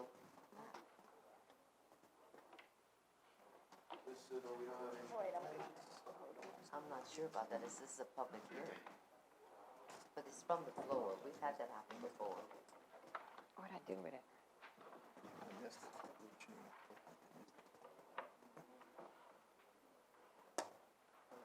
But when you can bring it from the floor like we do. Then M1 Swaco. I don't think you need to amend. I think they say it was from the floor. This one, it was received after your deadline. Yeah, I'm That's sorry. this one. M1 Swaco was received after your deadline to submit. Yes, I believe it was submitted to my office after the September 5th deadline, but I'm fine with waiving the deadline. It was fine with me, as long as the Board of Review has no problem with it. Right. We have that happen every Yes. Not anything new. Okay, so let's revisit I, once again, to make it official, amend it from the floor. Moved by Mr. Lafont, second by Mr. Bourgeois. All in favor? Any opposed? Okay, so we will add I, written appeal from M1 Swaco. Not written appeal because it wasn't sent in to us. Okay, so from the floor by Mr. Lafont and seconded by Mr. Bourgeois. M1 Swaco. So written appeal from M1 Swaco. All in favor of their protest? All opposed? Denied, 09.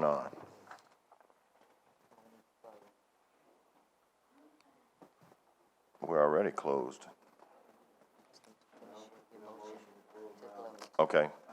Moved by Mr. Lafont, second by Mr. Otam. All in favor? Aye. Any opposed? The public hearing as Board of Directors is hereby closed. Thank you, Ms. Wendy. Thank you. I just wanted to say one great piece of news that's coming out of our office. I've hired a chief deputy. I know y'all all be happy about that I'm passing some of my responsibilities on. I hired Mr. Michael Mathern from Nicholls State University and in June, so we're really excited about the addition to our team. I'm really, really excited. So if y'all need anything, please feel free to contact him as well. Thank you. All right, thank you, ma'am. Miss Rochelle here, you can save your office money, you can have all your clips back. All right, can we get a motion to return back to item number 8 on the move by Mr. Bourgeois, second by anyone? Mr. Lafont, all in favor? Aye. Any opposed? We're back to the item 8 on the ordinance for ratification public hearing.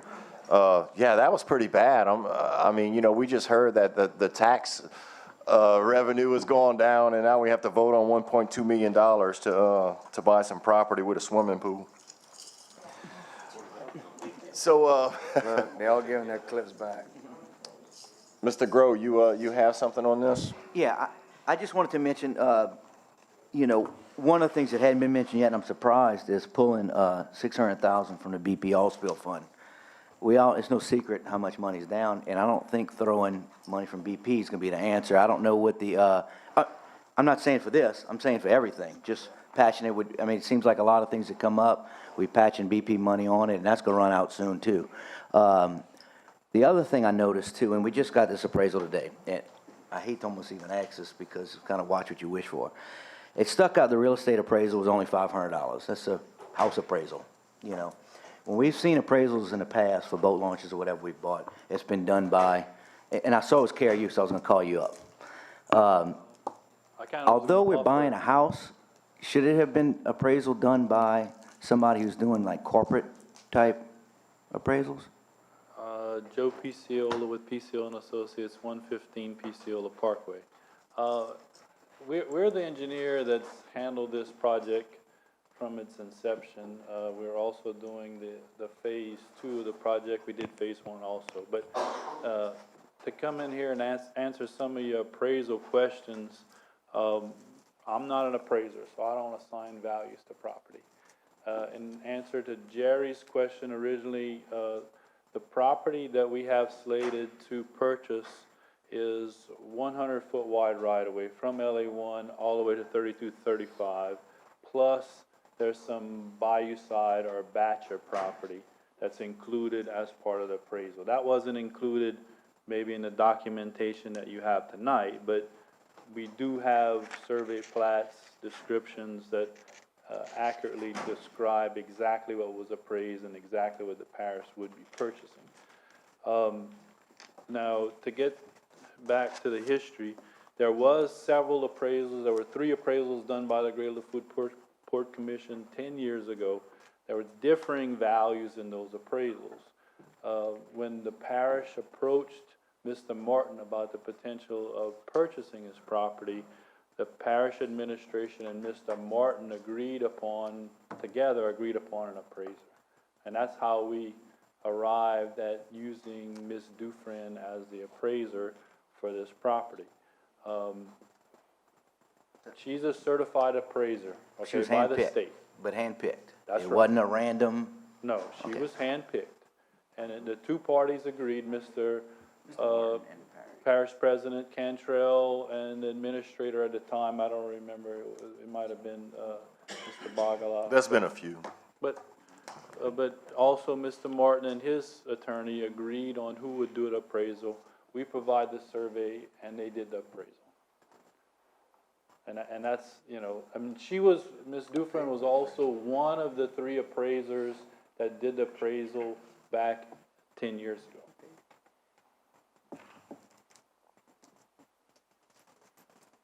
Is that it, Ms. Esposito? I had another question for Chet. Chet, I know you just sat through what Wendy had to say, and I know that's not news to you.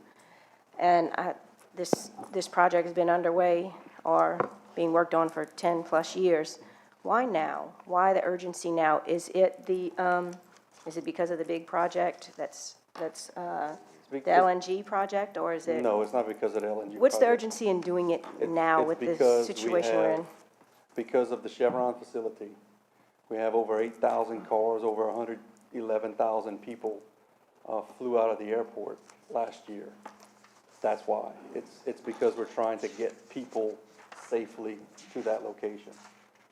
And we've been So the working Chevron facility is pushing the issue right now, that the issues with that is, And let me be clear, they're not pushing the issue to us. Right. We just know that this project is necessary. It's been necessary for a long time.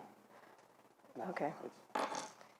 Yeah, I'm just wondering just bringing it to the forefront right now with us in this financial crisis, which we're reminded of every day, that I'm just curious why it had to happen now. Look, And I'm this is also, just- I'm yeah. also have a problem with the BP funds being used once again for something else. I mean, I didn't say practically. where the money was coming from. Right, I know was that's talking to not at all on administration you. about- You know, there's not a whole Working lot, together on a project, that's it. there's not a whole lot I would say no to on the port. I am concerned with where the funds are being proposed to come from. I don't think that's the wisest decision funding, but Mr. Bourgeois. I just want to share with everybody, I've got a little bit of experience in this, where the government's buying to build roadways. I worked in California, Arizona, and Texas as a demolition contractor, actually demolishing houses so they could build roadways. And the government doesn't get a good deal. I mean, I'm sorry, the government doesn't get foreclosure prices, the government doesn't get distressed prices and all of that. But the appraisers are all certified, they have to be subject to a court order and all of this. It's not gonna get any cheaper if we don't buy it. We're gonna have to look at something else. But to get a throughway, it's pretty rare to have a property that includes the batcher where you can have a abutment to make a bridge that you can go all the way to 32, 35. I mean, those tracts of land just aren't that many of them. And unfortunately, I mean, it is a downturn in the economy. We heard the assessor talk about different things doing that. But if we don't buy it, it's just gonna cost us more later, or, you know, in some way or another. I urge you to really look at the necessity of this, because if we don't buy it, and we don't get a bridge, we're gonna end up spending more money later. Mr. Lorraine. Yeah, is there anybody else that's gonna speak? I thought Vic, well, let me just say what I wanted to say. First of all, in 1972, Governor Edwards committed to the Greater Lafourche Port Commission $950,000 to sweeping the channel and build the jetties and roads at the port. Now, that doesn't sound like a lot of money, but in 1972 was a lot of money. In 1973, Governor Edwards talked to a businessman on the bayou and said, if we invested in the port, you're gonna need an airport. So they found a place to get an airport. The best thing the parish ever did was give the airport to the port. Did you see what was developed at that airport? 3,800 feet, nothing but grass. Today, if the parish had it, you'd have nothing but grass. You know why? I got elected in 1984, and I've been sitting here since 1984, and we used to give the airport $10,000 a year to operate. $10,000 a year. Think about that. So when Mr. Leonard Miller, who's deceased now, airport's named after him, passed away, he was the chairman for years. He did a good job. He spent a lot of his own money. He had nothing. All we had was a runway, a little flag to tell you which way the wind's going. Eventually, we got a building. We got a building. It's there now. A little bitty office building. Thanks to him getting some grants and a little bit from the parish. But when we turned it over to the airport in 2001, they developed this. Big time, big money. What you got to remember, I heard some councilmen up here tonight saying, you know what, why are we going to spend all this money? The Greater Lafourche Port Commission is the hub of Lafourche Parish. That's where the money comes in, gentlemen. The more tax money we can generate from the port, the more money we're going to have to spend elsewhere in this parish. Think about that. Think about that. And without this property, we can just shut this project down, and that would be a shame. Where else can you go in this parish and get somebody to match you? You're going to put up $1.2 million and buy it, and they're going to match you $1.2 million. I don't know of anywhere else in this parish that'll do that. I don't know.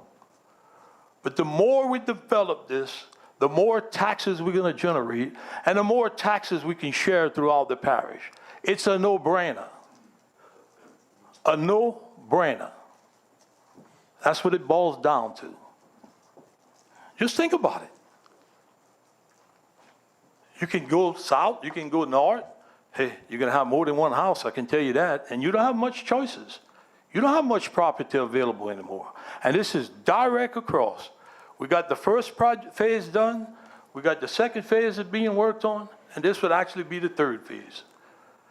But you know what the second and the first phase would do if we don't get the third phase? You can just shut it down. They're getting ready to have an $888 million project at Port Fourchon. Never had that in the history of Lafourche Parish. Nowheres. You know how much work this is going to bring? This is a worthwhile project, and I would hope that y'all would consider it. And whenever we get ready to vote, I'm going to ask that we light up the board, you vote your conscience, and let's move Lafourche forward. Mr. Otam. Yeah, Chet, one more question. I'm neither a pilot, I don't work in California, demolishing, all these other things. But I do have a little common sense, and I want to make sure I'm understanding this. The house, correct me if I'm wrong, but so we're going to demolish the $57,000 pool and pool deck and the $645,486 home. That's going to have to be demolished, right? So those are costs that's going to just go away. And really what I'm focused on, I guess, is the site value, which would be the extra $400,000. So really what we're getting is $400,000 for that $1.2 million. I understand the future of it, but that's what would happen, right? That whole structure is gone. That 100 feet wide, everything's gone. There's a building on the north side of that. That's not included in the 100-foot width, so that would stay. Correct. On that side. So we're talking about, it's pretty much just what's happening is having to go right through the house. Yes, Yes. correct. Okay. I just want to make sure I was clear on that. And that's what it looked like on the maps that I was looking at. I also do want to comment that I didn't realize we had $275,000 in the South Lafourche beachfront development project, which is also going to this. That certainly would have been something I would have recommended to use on the removal of the $400,000 bridge that we did a few weeks ago. And it's unfortunate we no longer have access to that beachfront, because I know I grew up on that beach, but that certainly would have been the place to pull them funds from in hindsight. But thanks. LaFont? Chet, just a few things, and you've met with pretty much everybody up here. A couple of commissioners have. We've discussed it, a couple of us. I think the biggest, everybody's in support of the port, and everybody's pretty much in support of the highway. I think the way it's getting funded, and I think the cost of the land has been the biggest issue. I don't believe, and Mr. Bourgeois stated earlier, property value down buy is down. I know my house is not worth what it was 10 years ago. Not worth what it was 3 years ago. Right? I'd like to see it come up, however, but it's not. So we did one appraiser 10 years ago, or 3 appraisers 10 years ago. For what I'm gathering from information from commissioners, from different people, that original appraiser was for 140 feet wide. Am I correct in saying that? I believe that is correct. And so where do we go from 140 to 100? Because I know a couple of y'all have heard that also. Where do we go from 140 to 100? When did that take place? Because it was about the same amount of price for 140. Now we having to buy 100 for the same price. There was some issue on the 140 feet, I remember. Joe might be able to answer this better. But on the 140 feet, there was some issue with a building that's actually over a property line on the 140 feet. So, and there's only 100 feet necessary to build the road. That's the bottom line. It's not, 140 feet is not necessary to build the road. But the previous appraisals were for less, for more property, correct? Yeah, I think the last, yes, correct. I'm almost to the point where I think we ought to look into maybe getting another appraisal on it, independent or something. But look, I'm for the project. But Daniel said, how many years you been on the council? Y'all giving 10,000. Look at yourself on that one. But if you're really impassionate to it, on tonight's agenda, Mr. Lorraine has 3 items. It's going to take $575,000 out of road sales tax 3's money. 2, I'm sorry. where my streets, they telling me I can't get my streets fixed. Last meeting, they told me I have to give up another $1 million off this street project. I got people screaming and hollering for holes in their roads right now. So, he's got item 28, 250,000, item 41, 200,000, item 37, 125,000. I think if he's so passionate about it, take that money. I'd vote to take that money and put it towards the highway. Can I respond? Not yet, sir. Mr. Grow, you've been waiting. Yeah. I haven't bought a ton of property, but I never got to pick my appraiser. We buy a lot of stuff, and past a threshold, we have to get bids. I don't care if you pick out of a hat. You shouldn't be agreeing with people about who's gonna be I could have made a lot more money in some of the real estate deals I've done if I could have picked the appraisal. There's a reason why the banks let them rotate. If we got and I see it's only a $500 appraisal, I think we invest in $1,000, get 2 more appraisals, pick whoever. But let's look at some other stuff. I mean, when we spend in $1.2 million, I really think that would give us some time to do that and look at some other places to maybe get some of this money from versus the BP. And I'm way in favor of getting this road. I met with Chet. I mean, I see the passion of everybody, all our delegation. It's needed. I mean, but to hear that we handpicked or involved handpicking with the owner and just one person in our government, I don't think that's right. That doesn't pass the sniff test for me. That's the only thing. Let's spend another $1,000 and find out if we could save 10. Let's just see what the average is and try to agree with the owner on something. Mr. Lorraine. Yes, I don't want to get into a shouting match, because this is very important. But I want to let Mr. Lafourche know that the 3 projects that I have on this agenda tonight was voted on by this council. This whole council voted on it. It was put in the budget for 2017, and one of them's coming out of the general fund, and 2 of them's coming out of road sales tax too. I was trying to be kind.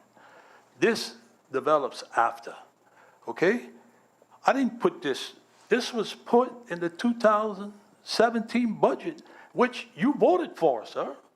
You voted for it. Some of y'all just don't understand how the system works. I know how it works. We understand how the system's gamed. Mr. Otan says we should have taken the money and do the bridge. Well, that's with experiences over rookies. That's where that comes from. Yeah. Okay? I knew about that, but y'all didn't know. But I mean, that ain't my fault. But this is a project that needs to be done. And if you keep delaying it, I can tell you, the landowner's gonna get upset. He's gonna sell it to somebody else. He ain't gonna give a care. And we're gonna lose this. And if y'all wanna lose the Greater Lafourche Port Commission with all the work that these people do and invest, because we have a good working relationship with the port. We help them, they help us. It has been like that for years, okay? So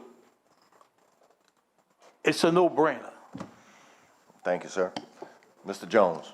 Yeah, Mr. Lorraine, I knew that there was money in that beachfront. I'm not a rookie, all right? But I also want to rebuttal that you said that was put in the 2017 budget. Look like you the only one getting your project put on the agenda. Is that a reason why, Mr. Cantrell? You don't know? Well, because my project was in the budget too, so. We all had projects in the budget that aren't getting done. Mr. Chairman, I don't want to interrupt this. The only thing you're doing is hiring an engineer like we did for all your projects. But y'all do what y'all want to do. We will. I'd like to address something, Mr. Chasson. We met and we discussed this in pretty good length, and I think I have a pretty good understanding of what you guys are trying to do. At the time that we met, basically you were coming to the council and saying, look, we need some help to get this thing purchased and get this project off the ground, $1.2 million to purchase the property. Now tonight, you're coming in here and saying, you can match it if we buy the property. Why don't you just pay half for it with us, $600,000 apiece, and we can buy the property? That goes, it hurts the capital outlay request from the state. Because if you take $600,000 from the 1.2 we matching for the construction, that would go with the application to the state. Then all you have is 600,000, so it lessens your benefit to the state for the capital outlay request. That's But without why- the property, that's why because we I have a phased it that feeling way. this thing may not pass tonight. That's why I'm trying to Right. save it for us. Sure. So if we can come together and purchase it as two agencies, I think that would look good on a capital outlay request as well, because we're matching funds up front. So it's an idea, just throwing it out there. That's something I have to get approved from my elected board. I understand, but but- I think it would be more palatable to this council if, you know, to do some type of endeavor like that as well, because, man, we're in a bad state of finances right now, so anything we can develop, financial-wise, you know, to make this thing more palatable, I think would help. Okay. Mr. LaFont. I just want to reiterate one more time. Dan, you said you've been here for so long, maybe you should have got the money a long time ago. But listen, Chet, 100% we back this up, most of us. I'm saying, I'm going to speak for 100% of us. We all behind it. And it's going to happen some way, can guarantee you. We got to get through some issues that we have seen and foreseen, and we're going to work through it, and I guarantee you it's going to happen. So I just want you and your commissions to know that, because I'm going to tell you, even some people in your own organization stress some of the same concerns we have. Maybe they're not going to voice it, but we have. Look, if the property's worth 1.2 million, let's pay for it, 1.2 million. But as Mr. Gross said, he don't feel comfortable. I might feel with him. Let's get it, let's see what it's worth, and go from there.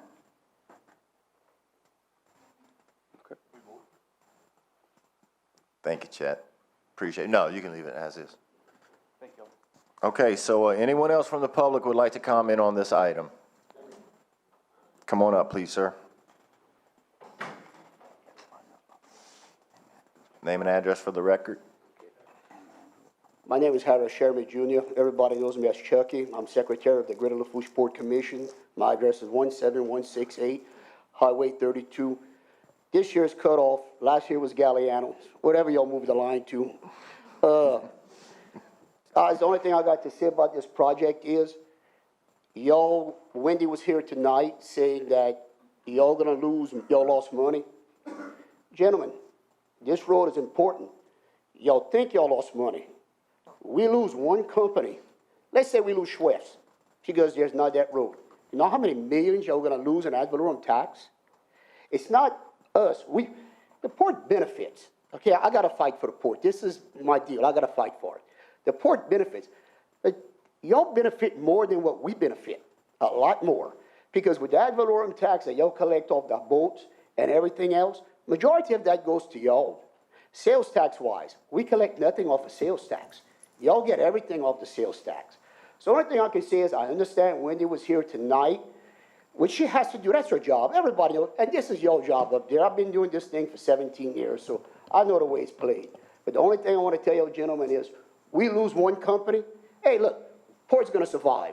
We got leases, we got everything, we're going to survive. But the one who's going to take a major hit, I'm sorry to tell y'all, is going to be the parish. Because if we lose one company like Schwest, and it don't even have to be Schwest, because Schwest is not the only one who flies in. We have tonight, y'all had Oceaneering that flies in. We have Hornbeck that flies in. We got Harvey Gulf that flies in. That's all ad valorem tax that's coming into y'all. Let's decide to say, and y'all better decide something also, gentlemen, also. I'm not gonna mention the name, but there's a port out there that's coming in competition trying to take our business away. I wanna let you know that right now. And they are calling on our people every week, that they're calling on our people to move out to West Louisiana. And I call that port our mitigation port. That's what I think about them. But gentlemen, they pull one port out, one company out.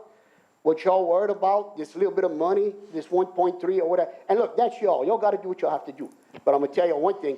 Y'all will lose more than that in a year. That in one year ad valorem tax. These 225, 300-foot boats that leave out of here, that's getting a nice deal over here with their tax, ad valorem tax. If they leave out of here, gentlemen, you're going to be out more than $9 million, like Wendy said tonight. Believe me. I've been in the boat business all my life. I know it has to be paid, and I've been in politics, and I'm a landowner, and I know. But that's all I got to say is, y'all will lose more than that if we lose one company out of the port. And I just want to make that stressful to y'all. Thank you for your time very much. Thank you, Chucky. Got a question over there. What's that? Mr. Grow. I just want to mention, I'm not against this, and I'm not voting against it, okay? But I don't think we should I know, I go with agree. When we did the when you're port- buying stuff, Chuck. Right, I mean, I understand what y'all you did. got to get some more Right. appraisals on it when you're talking about this kind of money, and I don't think BP money's the way it's at, but I'm Well, for it, no, and I'm voting for it. that's not us. I'm not a councilman to decide that, but I just want to let you know on that end, we did it, we got 3 appraisals. Hey, look, that's business. I mean, I've been in business long enough. The only thing I want to tell you is, sitting there, some of them are hollering about, well, I'm not getting this and that. Just remember, all we got to lose is one company that has 3 or 4 boats. Y'all gonna be out more money than what y'all think you are with just a little bit of project. I swear, this little project, it might seem like a little bit, but in the long run, I can promise y'all gonna be a lot better. Because I can see with our ad valorem taxes, when it comes in, we've actually lowered our ad valorem tax, that we lowered it, and we're actually getting more money. But we've lowered it. So this is gonna be something that y'all will have more money. I worked at a company already, and I explained this to Mr. Plarid already, that the company, years ago, our airport wasn't big enough to bring in any planes. This synthetic rope that they're using for this deep water to anchor out these drill ships had to be brought into Lafayette, okay? Now we have the capabilities of that airplane landing over here at the Lafourche Airport instead of going to Lafayette. The reason why they can't do it now is, to be honest, gentlemen, trucking can't be brought in or out. I'm sorry. I mean, I got friends who drive 18-wheelers and all. They can't bring these trucks in and out from the road. So that's the only thing I got to say. Understood. Ms. Esposito, you got something? Again, I don't think anyone on this council has said that we're not interested in making sure that the port is as efficient as possible. I think what we've heard is we're stewards of public funds. If everyone's grandmother here was writing a check for this, which in fact is happening, and there's $1.2 million on the table, it would behoove us to at least get the average of 3 estimates, hang on, and also the BP funds is where we also have a problem with where the funds are being pulled from. I don't believe anyone here has ever not supported the port. So just so Yeah, I'm fine. I mean, that's not my point about getting the money, but I just want to make y'all realize that we realize the importance of the port. And I mean, I know Wendy came in and said some stuff, but we really, and look, I've got no stake in this. I've got just no stake in this at all. And if people know my family, we give all the time in my family. And my grandfather had the first lease in the port down there. And my family had that. We poke out money left and right to help out the community like we do. But all I got to say is, I understand this. Wendy came in and said this, and what she had to, but don't go thinking that if we start losing some boats, y'all gonna lose more than this. So that's the only thing I wanted to point out. Where y'all get the money, I mean, I don't know. I just think we need to, it's a project, and we're not in this for our own personal gain. We're in this for the community. So. Mr. Melvin. Mr. Chairman, thank you for coming tonight. I appreciate it. I know that this seems a little fast we need to vote now, we need the property now. I understand the urgency. I support I'm just not necessarily from you. I understand that, we need to get this project moving. I do support the, Port Fourchon. If you're in Louisiana, you don't support the port, you need to move out of Louisiana, okay? That's my opinion. But I know that there's some concern about the cost, and I would like to see it appraised. I'll tell you why. We have item 11 is proposed ordinance for tonight. Right. The garbage is going to be $1 million short. The port drives billions, there's no doubt. When people got stinking garbage in front of their house and they can't get it picked up because we don't do something to get it done, they want to pull $1 million from BP. Next year, we're $2 million short. So you can see this adding up very quickly with money, and it doesn't grow on trees, at least not in my house. So I understand, and this is, you just happen to be at the mic, but the general statement is that if we're going to spend the money, and we got to spend the money, I don't think some appraisals will take that much longer to make sure to be good stewards of the public. The reason I'm up here is because the assessor came and said, well, you're losing this money. Well, We already knew that, Chucky. Yeah. That didn't change anything Well, tonight. to be honest with Corey, if I wouldn't be here, it would have changed me. So. I understand, but we already knew the state of our So I just want finances to explain before to you that. that if we lose a company, we're gonna lose more in that. Understood. Yes, But I sir. mean, look, when she came up here and y'all telling me this, look, I'm starting to worry about the port now because, look. We're all in support of the port. Yeah. Yes, So sir. what I'm saying is, if I wouldn't be a businessman or I'd be sitting here worried like, okay, well. Doomsday, yeah, right. Yeah. Well, I We're went trying to to- prevent that. Right, and then Yeah. lastly, I went to Baton Rouge, saw Truck Just Claire and our Right. delegation up there to try and, get it pushed through with this, vessel tax. But Right. from what I understand, it's on life support, so, That's that's another exactly. thing but thank you. But thank you very much for your time. All right, Chucky, thanks for speaking to us. All right, any other comments from the public? This is the third time. None. Any further discussion on the council? Mr. LaFont, your mic's on? All right, Mr. Lorraine, are you going to force a vote, or you want to defer it until we can get some more appraisals? That's your No, call. I think we need to vote on it All and right, light them up. that's your gentlemen. choice. Let's light them And up. we've heard enough. All in favor? Wait, I want to light them up. Okay, you ready? You ready with the light up board?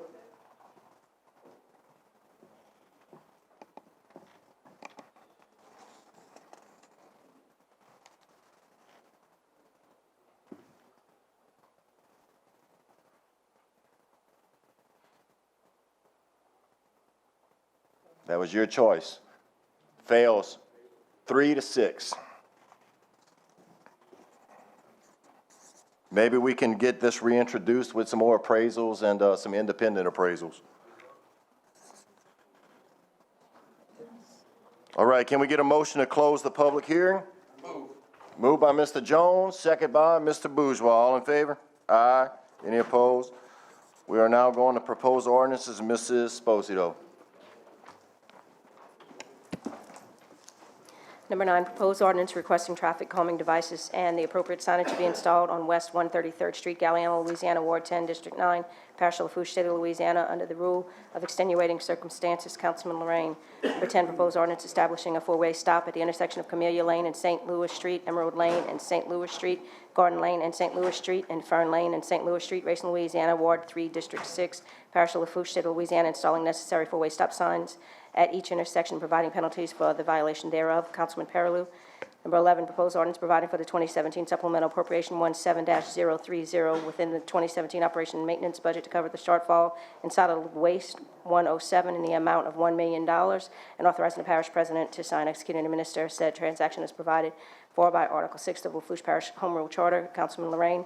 Number 12, a proposed ordinance providing for 2017 supplemental appropriation 17-031 within the 2017 operation and maintenance budget to increase the Head Start budget by $26,548 for the purpose of the cost of living adjustment awarded for grant year 2017 and an in-kind of $6,637, and authorizing the parish president to sign, execute, and administer said transaction as provided for by Article 6 of the Lafourche Parish Home Rule Charter.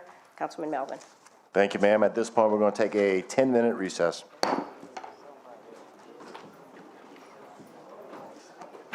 All right, Section F, resolutions. Number 13 is being deferred. Is that correct, Mr. Lorraine? Number 13 is being deferred, correct? Yeah. Because they got confused with the address. So we're Gotcha. just going to do it with the right address in 2 weeks. Correct it and revisit it. Okay. 13. Till, Yeah, they got the wrong address. what's that, the 23rd? September 26th. Right, that's good. Thank you. Okay. Item 14, resolution pursuant to the Lafourche Parish District Attorney Opinion Number 17030 attached, fourth paragraph of opinion requesting the Civil Service Board to review, examine, and amend the term limit of its policy, Section 9-1, classified employees on unpaid leave selected by the president for an unclassified position, duly ratified by council as amended from 24 months to 48 months, and to serve at the pleasure of the president who selected them, thus making their term of satisfactory service run concurrently with the president's 48-month term. Moved by Mr. Jones. Second by Ms. Esposito. Any discussion? How many employees we talking about? Or it's just in general? This is for people that are appointed by the parish president No, but to an this- unclassified Is position. this for Mr. Barnes and Mr.?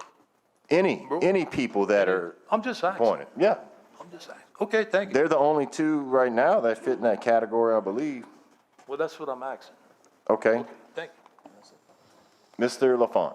Listen, I praise Mr. James every day, and I think he's done an awesome job. However, I don't think anybody should have to work for 4 years as a temporary employee, or even have to go to think that they could lose their job or anything. So I can't support it. Mr. Jones, understand why you put it on. I can't support it, but I think James does a hell of a job. Thank you. All right, if no more comments, we'll move it to a vote. All in favor? Aye. Any opposed? Nay. Okay, let's put some hands up for the nays. Passes 6-3. Yes. All right, number 15, resolution requesting the administration to move forward with the overlay of Abbey Road. Moved by Mr. Grow, second by Mr. Jones. Any discussion? Mr. Lorraine, your light's on. You good? Mr. Esposito. What does this mean, move forward with the overlay, and where's the money coming from? I know we have some of that in our pocket, but I just need it explained by the administration. As you know, it's a project I've been talking about for a little over a year. We passed the engineering last month, and it was introduced 2 months later than it was supposed to be. It was kind of held. So, well, not kind of, it was held. Now that it's passed, I'm just asking them to move forward with doing it. Initially, I'd like to get it through road sales tax A. And I've talked with Mr. Carroll. He says there's plenty enough money to get it done. I do not want to deplete the fund. I've also talked with Adam and Grants to look for some money through South Central Planning. And that's where we're at right now. I'm just asking them to move forward with it. So it's out there. I get calls about it. I get emails about it every day, and I forward them all on to administration. And it's not an effort to deplete the fund. But to answer your question right now, it's to be pulled out of that road sales tax. Can someone from the administration tell me how much money is in road sales tax A? And I need it in writing, how much is there, how much will be there if this $1 million project is pulled out of it? Is this for 17, 18? Just to say that now, after we've had projects that have been on the books that for quite a while, and we have streets ready to cave in, and now, somehow, for some reason, this is now saying we're gonna pull $1 million out of road sales tax A, when supposedly there wasn't much money in there. Just a few months ago, I think not months, but weeks ago, Mr. Grow was told there wasn't money. So where's the money coming from? As of right now, it's going into the proposed budget for 2018. It'll be coming out of road sales tax A. Once that's pulled out and taking into account our bond payments, we'll still have in between, I believe, $600 and $700 is what. No. Okay, so am I missing this on this resolution that it says it'll go into effect, it'll happen in 2018? Am I missing this on this resolution? It's possible, but it looks like it's to be done now, this year. Mr. Grover. Are you seeing this? I'm asking them to move forward with it. If they can do it now, I would love to. I've been waiting for after hurricane season. So, but he just said it was gonna be done in 18. Is Carol here? Did he leave? No, but our parish administrator just said it's gonna be done 18. This resolution says 17, and no one has given us the balance of road sales tax A. I need that in writing. I don't have that Is with me our at the moment. finance director here? He was here. I don't know if he had to leave, but we can definitely get it to you. You know, road sales tax A covers how many districts? And look, I agree that it's an important project to be done. I also need to know how much is left in road sales tax A. When you're pulling $1 million out of one fund, those of us who share that money just really need to know how much is there, how much is going to be remaining, and we need that. You're saying, you just now said 2018, and this says 2017, so which is it? Is it 2017, as this resolution is stated, or is it 2018, as you just It said? doesn't state that. When you just, Does not state that. I'm asking them to put it, I'm trying to plant the seed. did you read this resolution? Am I misreading it, Mr. Jones? Can you help me with? I just want to know how much money's in the fund. If we have enough money, that's a shared fund between how many of our districts. We're already scraping bottom. Mr. Barnes, do you know? You don't? We're already scraping bottom. When something like this is proposed in the future, Mr. Haas, if we could just have some numbers. I know I did speak with Mr. Grow earlier, and I did tell him that I would need the numbers. And I honestly thought our finance director would have been here tonight to give them to me. He was just here. I don't know where he had to go to. Do you think he has the numbers? Do we put it off until maybe Oh, he does. later on I in mean, this meeting? We can we can get the numbers. He'll Well, have access to that. if I have to vote with this right now, I'm going to vote against it because I don't have enough information. And also in the future, whenever something like this comes up, it wouldn't hurt to have an attachment that just says the information I'm asking. I mean, we'd need to know that. It's not asking for an excessive amount of information, but, and I understand the importance of this project as well as the importance of all projects, but I hope you understand the importance of needing information. I absolutely do, but this was not a resolution put up by administration. It was Mr. Grow. If I can interject, nowhere does it say 2017. I'm planting a seed. I would never deplete the fund. We've been talking about it. A lot of it is sales tax revenue, so we want to make sure that we can make it through hurricane season. I did not put it in the budget because initially the project was going to be around $700,000, and I was told way back then that it could be done for that. There were some changes, and it's going to be more. The road's failing. I've done a traffic study. There was over 9,000 cars passing on this pretty much a neighborhood street within 1 week. Highest speed going 80 miles an hour. It's failing. They did patchwork. I asked at the last meeting. All I'm doing is asking them to move forward with it so it is not stalled. And if it needs to be put in the budget for next time, it will be. If there's money at the end of this year, I'll try to put it in. If you don't think it's important, then you can vote against it. It's not that I don't think it's important. I need to know how much money is in the fund. When you say this is planting a seed, it's my understanding that if the council votes now, then we're telling the administration, go forward with this project regardless of how much money is in the budget, regardless of what's going to be left in road sales tax A.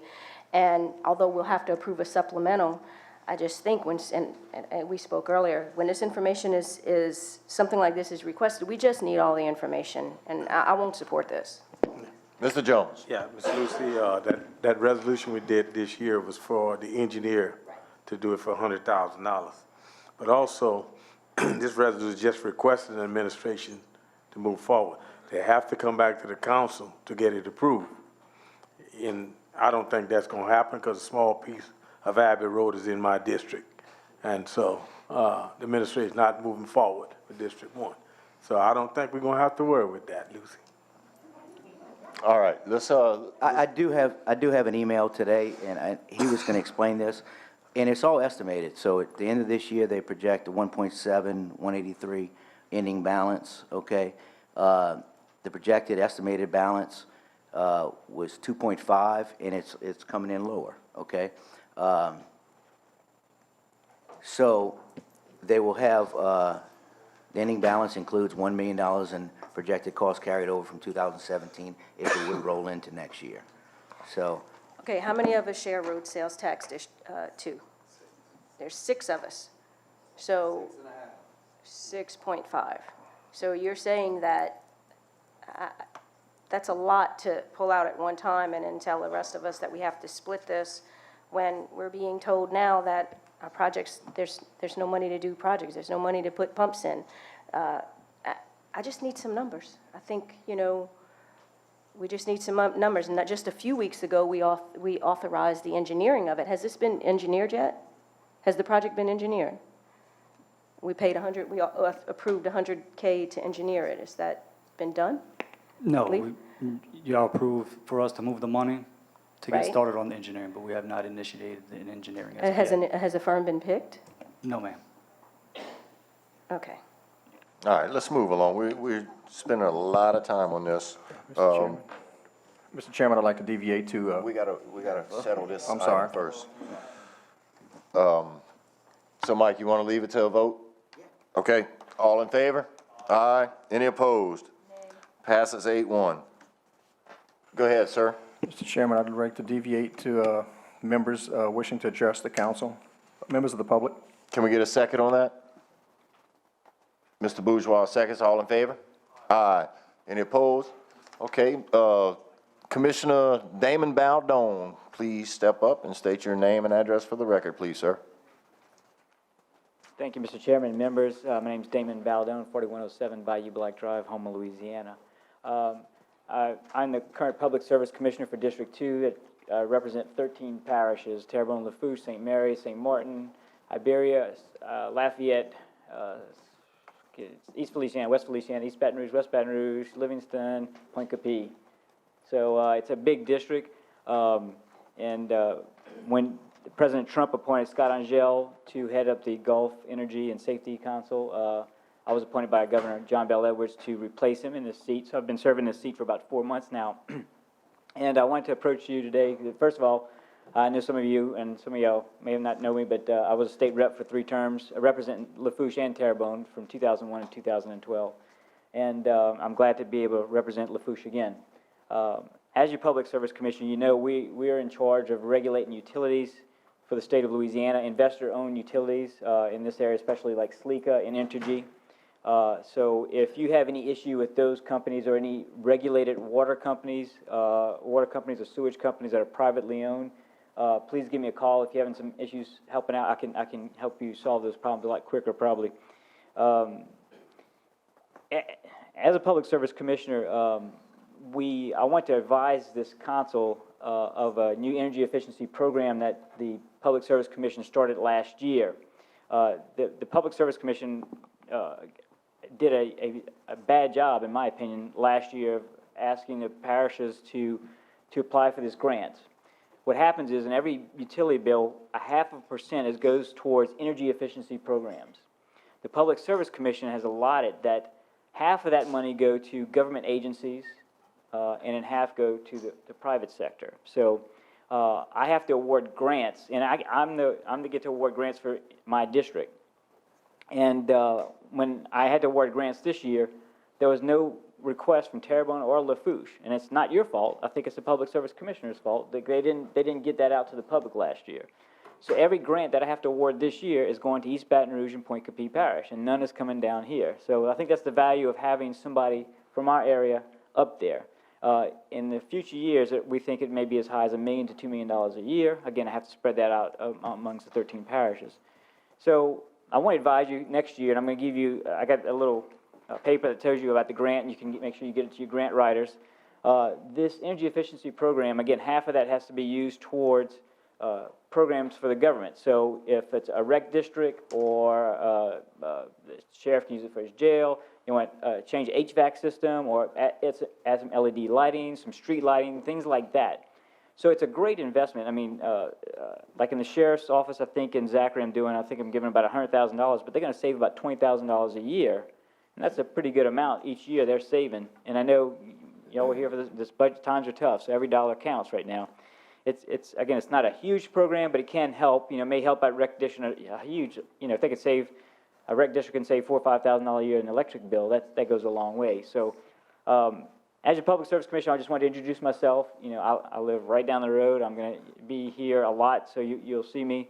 I have to run again for the seat in October 14th. Again, I think it's very important that we get somebody from our area up there. So, just like I found out, from day one that we were not getting the money that we could get if we applied. So, just want to make you aware of this. I'm going to leave some with the clerk. She can give you out these forms. Make sure you apply it for next year. We may even.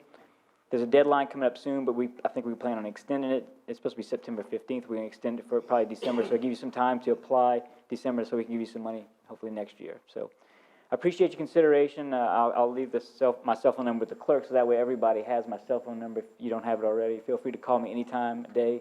Again, I'm right down the road. I have businesses here in Lafourche, so I'm here. I'm in Lafourche at least 3 to 4 times a week, so I'm not far away. And if I could be of an assistance to you in any problem, I'd be more than happy to do that. Okay, thank you so much for coming to visit us, Mr. Baldone. Okay. Any questions? Mr. Lafont? Commissioner Beldon, appreciate you coming here. I've only been here 6 years, and you're the first commissioner to ever show up, so I appreciate that.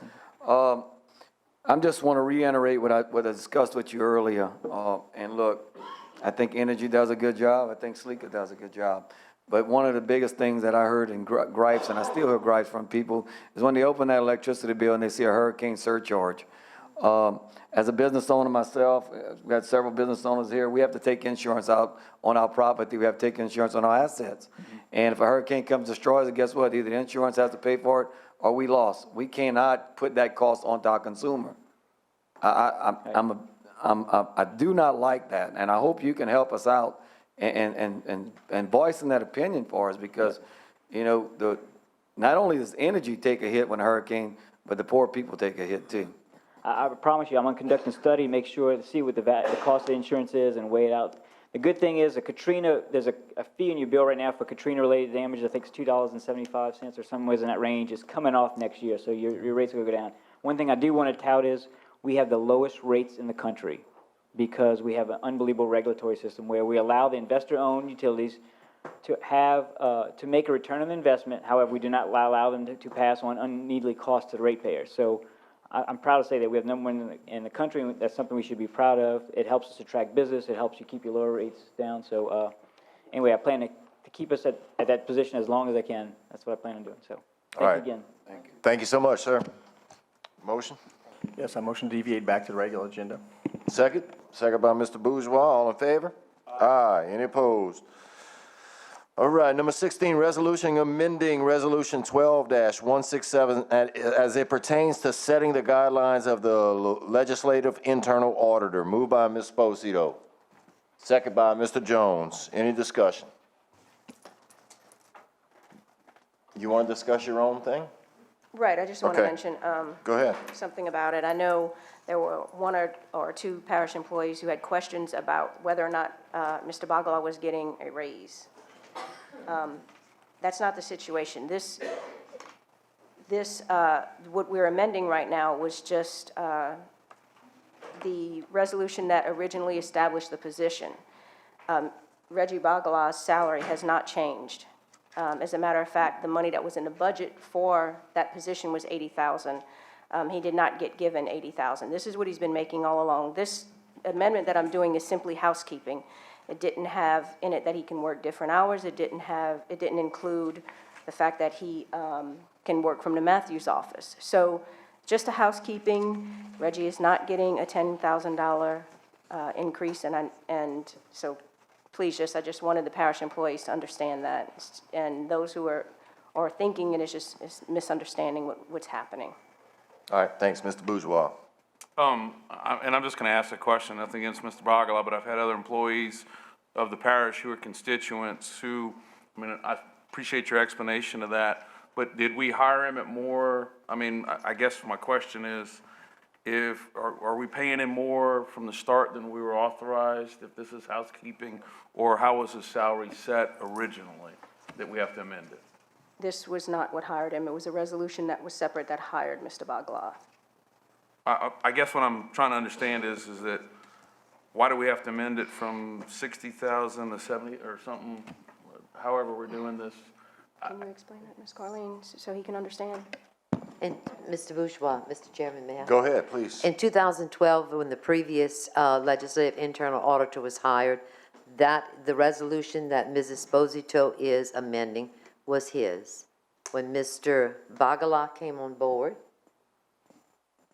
the person or persons who decided to sponsor putting Mr. Bagala as LIA decided not to amend those guidelines. The guidelines were in place. They left it in place. I had an issue with that. I spoke with Mrs. Esposito. Mrs. Esposito also said she felt like it should be changed. It's strictly housekeeping. I have the resolution right here, Mr. Bourgeois, if you'd like me to read it to you, the one that when Mr. Bagala was hired. Okay, hold on. I know.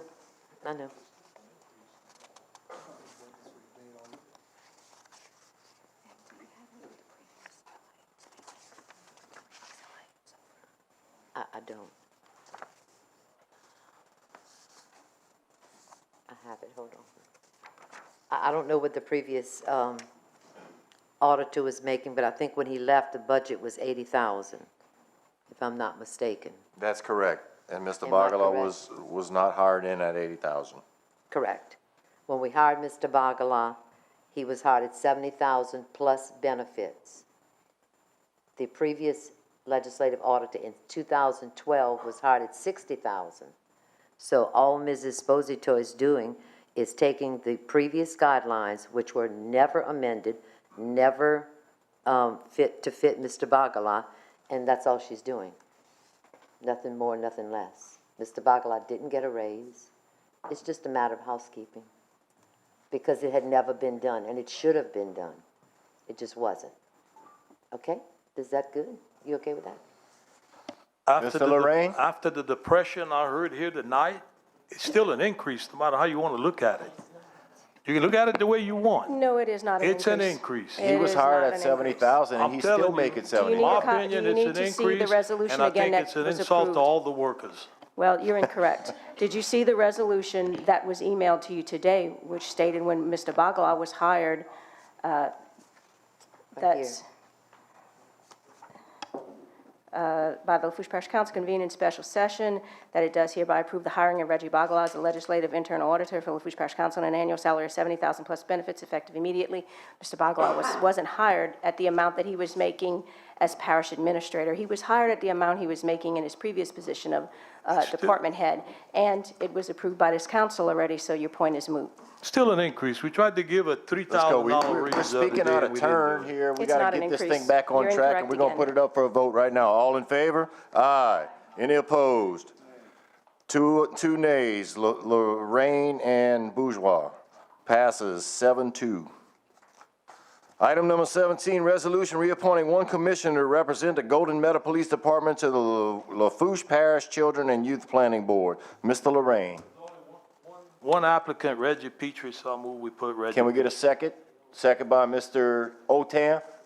Any further discussion? Being none, all in favor? Aye. Any opposed? Passes 9-0. Item number 18, resolution appointing one member on the Fire Protection District Number 2 Board. Can someone move for me? Todd Hebert. Second by Mr. Bourgeois. Any discussion? Being none, all in favor? Aye. Any opposed? Passes 9-0. Number 19, resolution appointing one commissioner to represent Lafourche Parish government on the Lafourche Parish Children and Youth Planning Board. Moved by Mr. Groh. Leaf Haas. Leaf Haas, the administrator? Previously, one of the past administrators was on the board, appointed and put on by us, and he has since resigned. So Mr. Cantrell would like to put up his current administrator. Okay, do we have a second on that? Second by Mr. Bourgeois. Any further discussion? Being none, all in favor? Aye. Any opposed? Passes 8-1. Number 20, resolution appointing one member to the Lafourche Parish Communications District Board. Mr. Otam, who you got? Ms. Zena Sampe. Can we get a second? Mr. Bourgeois seconds. Any further discussion? Being none, all in favor? Aye. Any opposed?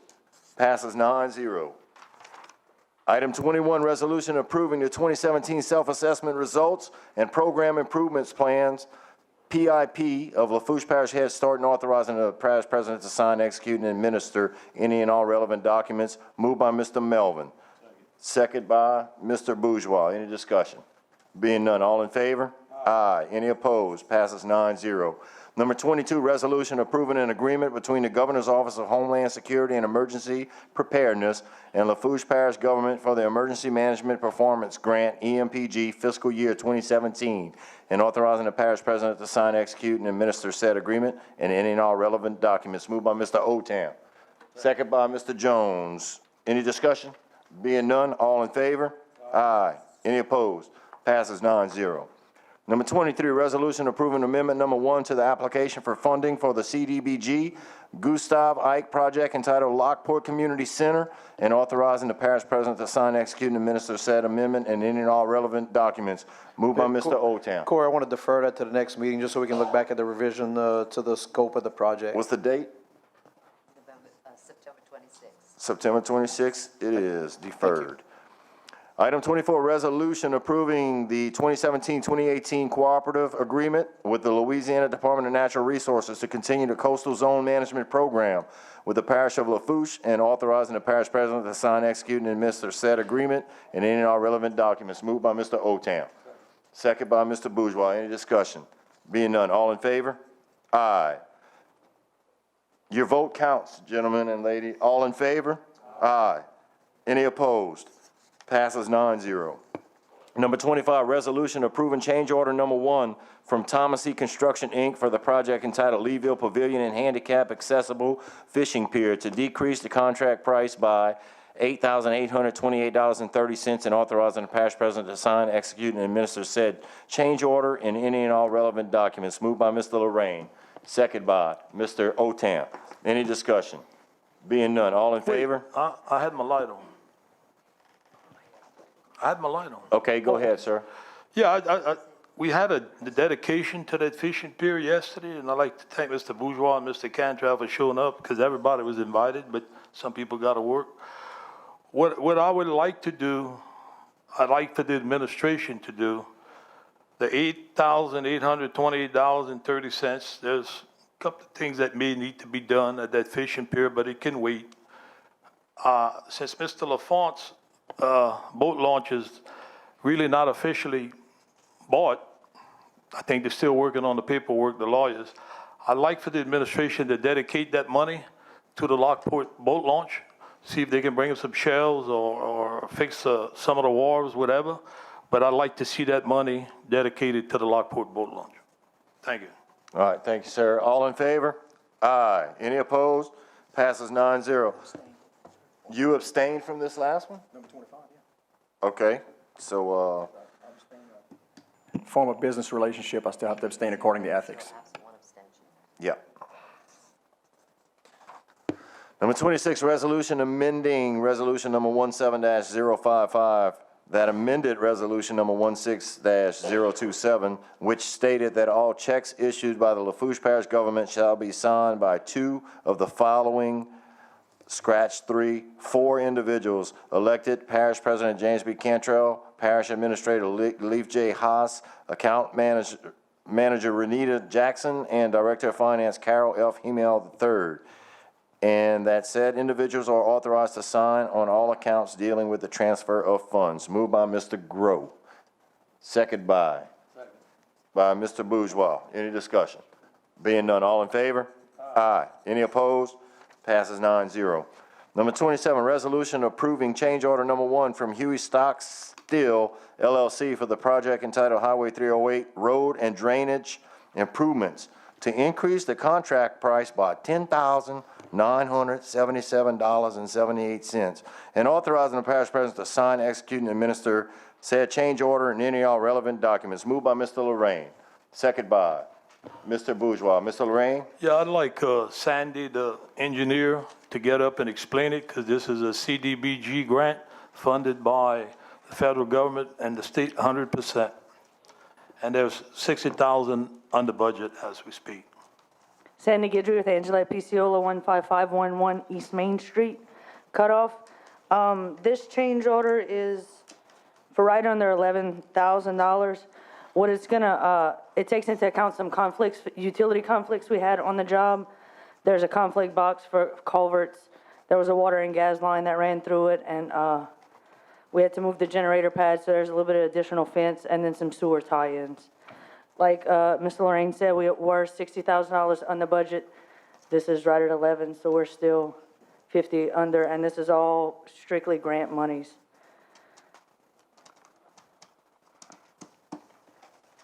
You have something else? No? Any other questions on this? Being none, we'll move it to a vote. All in favor? Aye. Any opposed? Passes 9-0.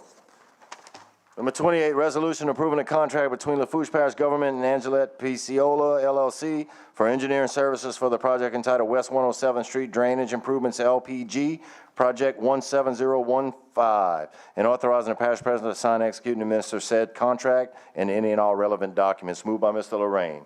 Second by Mr. Bourgeois. Any discussion? Is this grant money as well? No. Okay. This all was, in- this is money that was put in the 2017 budget. Okay. Every councilman voted for it. All we're asking for is to do engineer work like Michael Grove's trying to do and everybody else is asking to get engineered. This is not doing the project. This is just getting it engineered to get done. All right, Yeah. Mr. LaFont. Look, I'm gonna ask y'all not to support this. 107th Street, this drainage ditch is a culvert ditch behind people's houses. I got culverts in my district that I was told couldn't get done. You know, we're gonna do something in somebody's district, then we should do it in everybody's district. And the whole time y'all talking about getting projects, he's over here mumbling behind his bed, oh, y'all ain't gonna get it. He ain't gonna give it to y'all, you ain't gonna get it. I gotta hear it. You know what? It's time you not gonna get it, Daniel. That's all right. You know, I had somebody the other day, and I wanna thank James, and I wanna thank, Nick, somebody in the back of my street. We have a serious drainage problem. And they looked at it and they did a good job. And they said, look, we're gonna pull this guy. We pulled out, what, 200 foot of culverts? We can't replace them. And this is in front of the guy's yard. And guess what? We still got the same drainage problem. But we're gonna go put culverts in somebody's backyard? In a cow pasture? I'm not voting for All it. right, thank you, sir. Mr. Jones? Yeah, Dan, you said this was put in the 2017 budget? Mm-hmm. It's quite funny that all your projects being put on the agenda. I like And I got projects in the 2017 budget that hadn't come up. Okay. I mean, I said that y'all got to play the game, gentlemen. Well, I'm going to start playing the game, and I'm going to ask this council to vote down everything that come until our projects is being put on this agenda by this administration. I just want to say, I got the floor, Corey? Yes, sir, please. I just want to say that I went through the proper channels. It was done. You want to vote for it, you vote for it. Mr. LaFont talks about highway right-of-way. He was on by Frank's Supermarket doing all kind of highway. He had $1 million project done right through the state highway recently, cow pasture, to take care of his people. That's okay, though. I don't think he knows what's going on in his district, to be honest with you. I'd like Marie to get up there and explain it, if she don't mind, with the budget. Mr. Chairman, if I LaFont, could say go ahead. something. I know what's going on. I didn't ask the parish administration to do it. They took it upon themselves. If you look back a couple meetings ago, asked it as a resolution to ask the state to do the project, Mr. Lorraine. And they didn't do it. They didn't do it, but I asked them. But you know what? You can keep laughing and you can keep making comments every time somebody wants something. But you know what? It's not gonna go unheard, because you know what? We got residents in our district that we care about just as much as you do. You can say whatever you want, I'd just Danny. like to ask the administration, if they're gonna do away with my projects, and I did it the right way, just hold off on all projects. Look, we had projects that they took out. Okay, y'all ready to move it to a vote? Yeah. Oh, Mr. I'd just Councilman. like to say, Daniel, I did it the right way. I went in the 2017 budget. So how right can you get it? Yeah, but I'm not with that budget system. Okay, let's move it to a vote. Oh. Councilman Otan? Yeah, it's not that I'm objecting to all these projects. This is another one, though, that's coming out of the road sales tax money. And once again, we met in October. We all rode with the engineers, and there was $5.8 something million worth of project for roads, only roads. And we have yet to move on that. I know that there's been some changes. I think the last one was 3 point something million. So there's a huge shortfall for the roads. So I can't, in good faith, Daniel, I mean, move this money from the roads when we have such a large shortfall until the roads are done. Else I'm not standing up for my constituents. So that's all I'm saying. I don't know where we stand. We all met in October, and I think we need to sit down and talk about road sales tax district, and do we spend money on culverts? Do we spend money on roads? I mean, we have a commitment to get our roads right, and I mean, I would like to see us do that first. I know we have a drainage district. Why they're not doing it? Why DPW's not doing it? I don't know. I don't know the specifics, but to me, the road sales tax district money, we should be addressing what was brought up in October of last year first. That should be the priority, in my opinion. In case you don't know, road sales tax too is roads, drainage, and bridges. Yeah, there are some loopholes. I agree, there are some loopholes, but the focus should be roads, and I think all our constituents agree with that.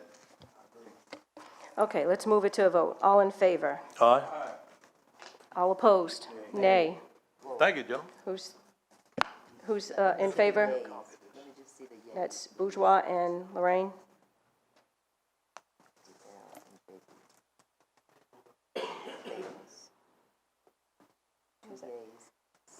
Six nays, one out of the room at the time of vote. Fails. 2 yeas, 6 nays, and 1 out of the room. Meaning Mr. Parlow. Mr. Parlow out of the room at the time. Okay, number 29, resolution approving the submission of an application for funding for a CDBG disaster recovery grant through the Louisiana Recovery Authority and Office of Community Development for the Lockport Community Center, naming Lafourche Parish Government as the authorized representative, certifying that the urgent needs national policy is being met, and authorizing the parish president to sign, execute, and administer said amendment and any and all relevant documents. Moved by Councilman Otan. Second by Bourgeois. All in favor? Well, any discussion? All in favor? Any opposed? Passes 8-0, 1 out of the room. Councilman Parlow. Number 30, resolution approving an application for federal assistance in the amount of $2,709,763 for the purpose of operating a Head Start program and authorizing the parish president and council chairman to sign, execute, and administer said application and any and all relevant documents. Moved by Councilman Melvin. Second by Councilman Lafont. Any discussion? All in favor? Opposed? Passes 8-0, and 1 being out of the room. At time of vote, Councilman Parlow out of the room. Number 31, resolution approving change order number 1 for the Sea Level Construction, Inc. for the project entitled Paul LaRose Pump Station Improvements to increase the contract price by $13,495 and authorizing the parish president to sign, execute, and administer said change order and any and all relevant documents. Moved by Councilman Otan. Second by Councilman Bourgeois. Any discussion? Yeah, I got something. Go ahead. Mr. Barnes, I think this is basically to put some lights and all on this, but from what I'm understanding, there's some serious problems with that pump station. Serious, from what I'm hearing. And is that being worked on? Yes, we have our first meeting in the morning. Okay.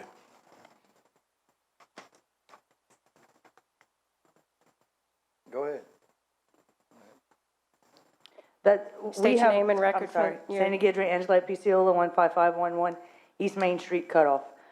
There are some issues with the pumps. The contractor has stated that it does not meet specifications. We've met with the contractor, we've met with the engine supplier. We are meeting with the parish administration tomorrow morning. It is being handled. Yeah, well, my concern is we got a change order, which is fine, but it's not concerning the pumps, it's to put lights, right? For safety. So that's not really the issue, but I know there's some problems there. And that's grant money. Councilman Otan? Just general comment, James. The public is not at risk because of this, because it wasn't in existence a few weeks ago anyway, correct? Just want to make sure the public's aware of that. That's correct. And this funds Councilman come from CDBG. Correct, and this project too, I would be lying if I gave you numbers, but we were really under budget on this one. They've actually pulled some out of this project, so this is all grant monies that we were on the budget from the get-go. You are under budget, you said? Correct, yes. Okay, you ready to move to a vote? All in favor? Aye. Opposed? Passes 8-0 with 1 being out of the room. 32, resolution accepting a low quote of American Disposal LLC in the amount of $3,950 for contractor services related to nuisance abatement number 3895 concerning the demolition of a condemned structure located at 1336 St. Marie Drive, Houma, Louisiana 70364, assessment number 011080790 within the Lafourche Parish, and authorizing the parish president to sign, execute, and administer an agreement and any and all relevant documents. Moved by Councilman Bourgeois. Second Councilman Lafont? Any discussion? Councilman Jones? I'd like to know what fund this is coming out of. Councilman Bourgeois? These actually are funded by the property owner.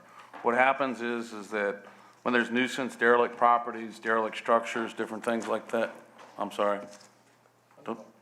Actually, we're gonna have Ms. Shaney Hill talk about it. Not funded by the property owner.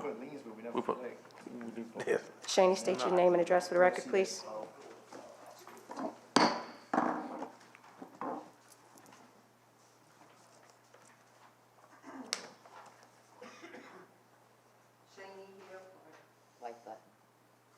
Shaney Hill, 4876 Highway 1, Nuisance Abatement Department. It actually comes out the nuisance abatement funds in solid waste. And then what happens is, once the demolition is complete, the property owner is billed for that amount. And if that amount is not paid, then we put a lien on the property. I know they are working to get it put on the tax roll eventually within the next year or so that way we can recoup that money. How much is in that solid waste fund? That would be a question for Mr. Danoff. Or the administration, do you know how much is in the solid waste fund? Mr. Melvin, you got it? You with Yes, administration? I was studying my proposed ordinance for this. We have roughly about $1 million right now.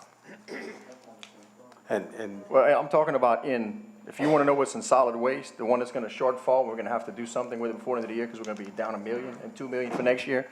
I was told roughly $1 million, and I think Jerome handed out some things before the meeting that listed some real Now, numbers. the administration can't confirm that number, though, can they? Mr. Cantrell shaking your head no. Can you speak on the microphone, please, so we can have it for the record?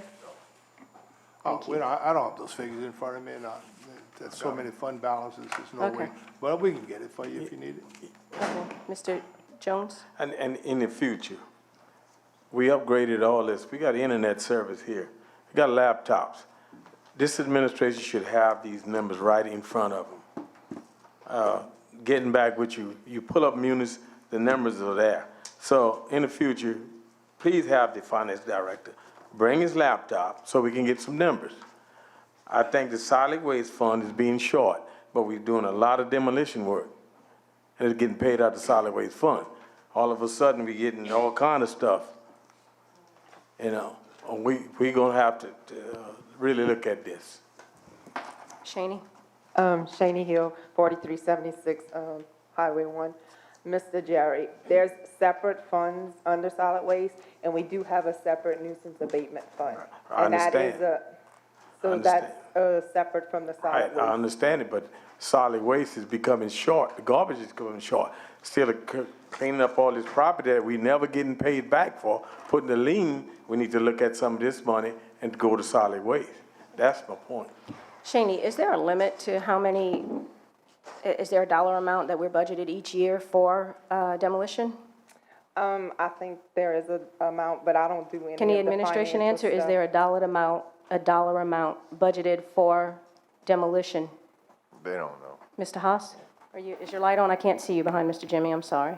I got it right here. It's gonna have a line item within that account. I wasn't here when they did the previous budget that you're working on this year, so I can't speak to it and confirm it, what it is at this moment.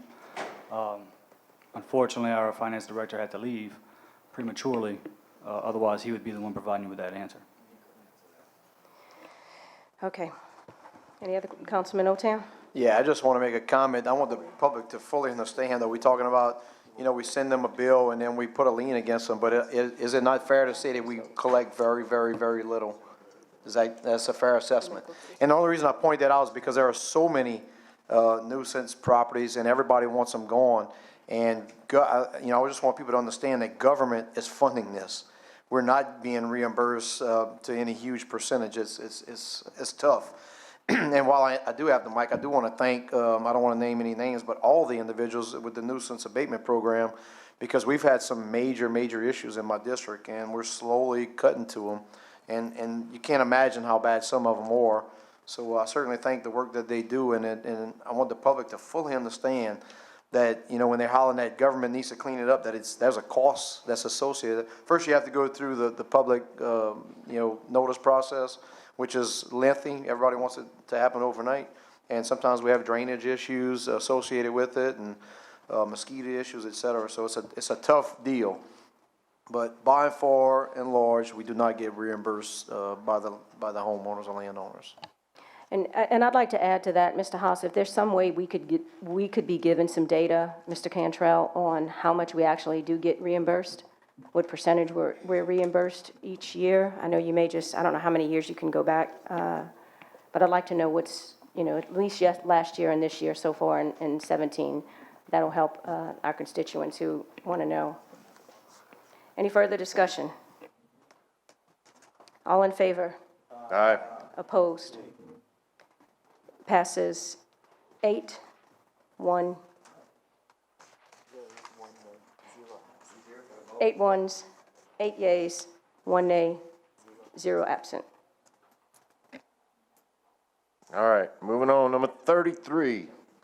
Resolution accepting the low quote of American Disposal LLC in the amount of $3,675 for contractor service related to nuisance abatement ordinance number 3895 concerning the demolition of a condemned structure located at 1531 LaCroix Drive, Houma, Louisiana, 70364, assessment number 01108-12600 within Lafourche Parish, and authorizing the parish president to sign, execute, and administer in agreement and any and all relevant documents. Moved by Mr. Bourgeois. Second by. Wait, okay, LaFont seconded it. Any, discussion? You good? All right, we'll move to a vote. All in favor? Aye. Any opposed?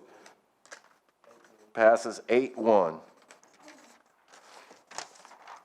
Number 34, resolution accepting the low quote of American Disposal LLC in the amount of $3,555 for the contractor service related to nuisance abatement ordinance number 3895 concerning the demolition of a condemned structure located at 1313 Roberts Drive, Houma, Louisiana, 70364, assessment number 011079930 within Lafourche Parish, and authorizing the parish president to sign, execute, and administer an agreement and any and all relevant document. Moved by Mr. Bourgeois.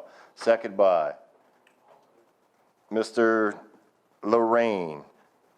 Boy, that's a lot of them over there in Bayou Blue, huh? I hope you're not subcontracting this work from this American Disposal. All in favor? Aye. Any opposed? Passes 8-1. Mr. Chairman, one quick comment, please. I just want to acknowledge something. and Shaney made me aware of it, but we've been working with the people. We had a derelict property in my district that's been getting calls for years and years and years. And the challenge was that the guy that lives there, his parents, he has some challenges in life. So I want to acknowledge the wildlife officer, Chuck Como, for stepping up to the plate, because we were gonna tear down this gentleman's house, which the house is nobody could live in it. Chuck stepped up, contacted me, been working with Shaney. Shaney's been working really good with him. Chuck's getting the public to come tear the house down so the gentleman doesn't have to have a lien on his property. He already has a couple small ones. Chuck was able to get this gentleman a job at the center where Lucy's, I think, what's the official name of that place? This is just called the center. So I just want to acknowledge that and I want to acknowledge Chuck Como again and his sons and some of the people and the residents in that area for stepping up to the plate and helping this gentleman out, finding him a job, source of income, and cleaning up his property. And I think they're going to put him in a little camper to live in. They got him in temporary housing right now. But I just wanted to acknowledge that while we on this. That's great. That's great news. Also, Neighbors Mr. helping neighbors. Also Go ahead, want sir. to reiterate on Shaney. We had the same problem in District 1. If you remember right, a year ago, we went all the way to court, and we got the people to clean up their property. And as of today, the property is still maintained real good. So But did we have to pay $3,500? Did we have to pay $4,000? No, we did the proper thing and took them to court and made them clean their property. And that's what we need to do here. Mr. Bourgeois is sponsoring a lot of demolitions up in Bayou Blue, and that's too much. That's over the limit. Mr. LaFont, you done? No, sir, I'm sorry. Okay. All right, so we already voted on the prior one. Item number 35, resolution approving a cooperative purchasing agreement between Lafourche Parish government and the Bossier Parish School Board for the purchase of playground equipment at the Raceland Recreation Center, and authorizing the parish president to sign, execute, and administer said agreement and any and all relevant documents. Can someone move on this for me? Moved by Mr. Bourgeois, second by Mr. Otane. Any discussion? Being none, all in favor? Aye. Any opposed? Passes 9-0. Number 36, resolution approving a cooperative purchasing agreement between Lafourche Parish government and the Bossier Parish School Board for the purchase of playground equipment at the Cutoff Youth Center, and authorizing the parish president to sign, execute, and administer said agreement and any and all relevant documents. Moved by Mr. LaFont, second by Mr. Bourgeois. Any discussion? Being none, all in favor? Aye. Any opposed? Passes 9-0. Number 37, resolution approving a contract between Lafourche Parish government and Picciola and Associates for engineering services for the project entitled Raising Sidewalks West 124th Street, Galliano, Louisiana, and authorizing the parish president to sign, execute, and administer said contract and any and all relevant documents. Moved by Mr. Lorraine, second by Mr. Bourgeois. Any discussion? Being none, all in I got favor? something. Once again, road sales tax 2 money.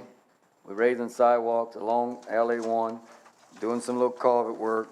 People can't get their streets done, can't get nothing done. I'm not voting for it. Thank you, sir. Mr. Lorraine? Yeah, I don't know where this guy's coming from, because it's coming out of the general fund. Have it right here. It's not road sales tax too. But anyway, Number you'll 37? just vote it down. Says right here, Vote the it. funds for said project will come from Road Fund 161, road sales tax 2. 37. Right here, it says funding fund for reasons all about, from the general fund. Look right here. Yeah. Road Well, sales it was tax just 2. just an error on the, No. whoever made the error. Because you took it out of road sales tax 2 and you put it in the special fund. That's what happened. Well, Mr. LaFont, just do what you gotta do. I'm gonna take care of my people. All right, let's I gotta take care of mine. stay civil, guys. Any other comments? Being none, we'll move it to a vote. All in favor? Aye. Any opposed? Nay. Ayes, raise your hand. Mr. Lorraine, you voted yes for your project? Yeah, I voted yes. All right, fails 2-7. Thank you, man. Number 38, resolution approving amendment number 2 to the application for funding for the CDBG Gustav Ike project entitled Parlor Rose Pump Station Improvements, and authorizing the parish president to sign, execute, and administer said amendment, and any and all relevant documents. Moved by Mr. Otam, second by Mr. Bourgeois. Mr. LaFont, you have some on this? Mr. Lorraine, you have some on this? Okay. Move to vote. All in favor? Aye. Any opposed? Passes 9-0. Number 39, resolution approving an agreement between Lafourche Parish Government and Ducks Unlimited, Inc. for professional services associated with preliminary engineering and design for the Grand Bayou Freshwater Reintroduction Project in the amount of $79,869, and authorizing the parish president to sign, execute, and administer said agreement and any and all relevant documents. Moved by Mr. Otam, second by Mr. Bourgeois. Any discussion? Is that coming from a grant? It's a Ducks Unlimited It's coming grant. from a grant? No, I just wanted to know, because I want to see how they're going to vote, you know. All right, so we're going to move it to a vote. All in favor? Aye. Any opposed? Passes 9-0. Bourgeois did. Item 40, resolution approving the program offered by the State of Louisiana Department of Education in order to carry out the purpose of Section 17 of the National School Lunch Act and as amended, and the regulations governing the Child and Adult Care Food Program, CACFP, issued thereunder 7 CFR Part 226 and Section 3 of the Child Nutrition Act of 1966 as amended, and authorizing the parish president to sign, execute, and administer said agreement and any all relevant documents. Moved by Mr. LaFont, second by Mr. Jones. Any discussion? Being none, all in favor? Aye. Any opposed? Passes 9-0. Number 41, resolution approving a contract between Lafourche Parish Government and J. Wayne Plaisance, Inc. for engineering services for the project entitled Drainage Improvements near West 217th Street, LPG Project 17016, and authorizing the parish president to sign, execute, and administer said contract and any all relevant documents. Moved by Mr. Lorraine, second by Mr. Bourgeois. Any discussion? Is this grant money? No, road sales tax too. Okay, all in favor? Aye. All opposed? Nay. Fails 2-7. Yeah. Number 42, resolution approving the parish president's appointment of Lionel J. Lagarde Jr. for the position of Community Services Director for Lafourche Parish Government and authorizing the parish president to sign, execute, and administer any and all relevant documents. Moved by Mr. Bourgeois. Second by. Second by Mr. Lorraine. Any discussion? No discussion? Does anybody have questions for Mr. Lagarde? He's here. Mr. Lagarde, would you like to come and introduce yourself before we move this? Name and address for the record, sir.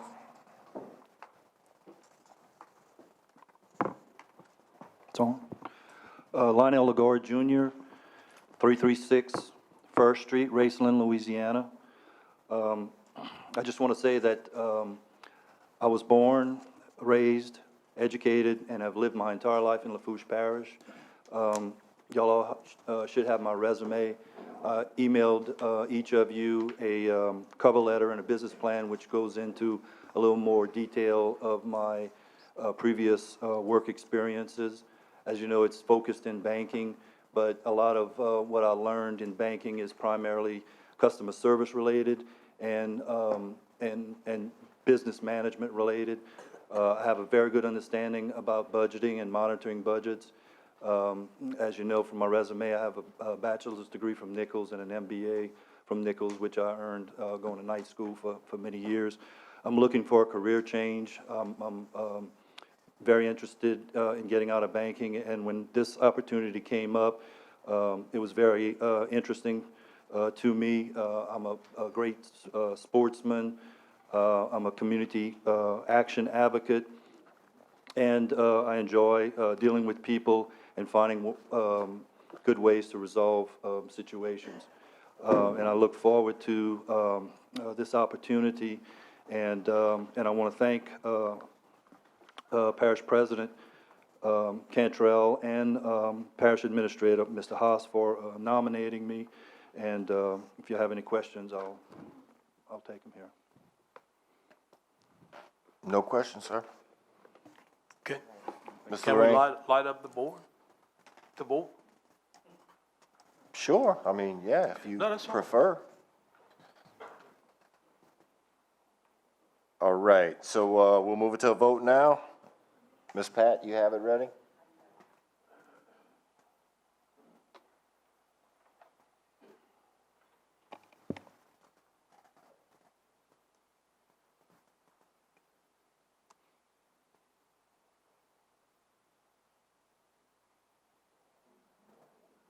All right.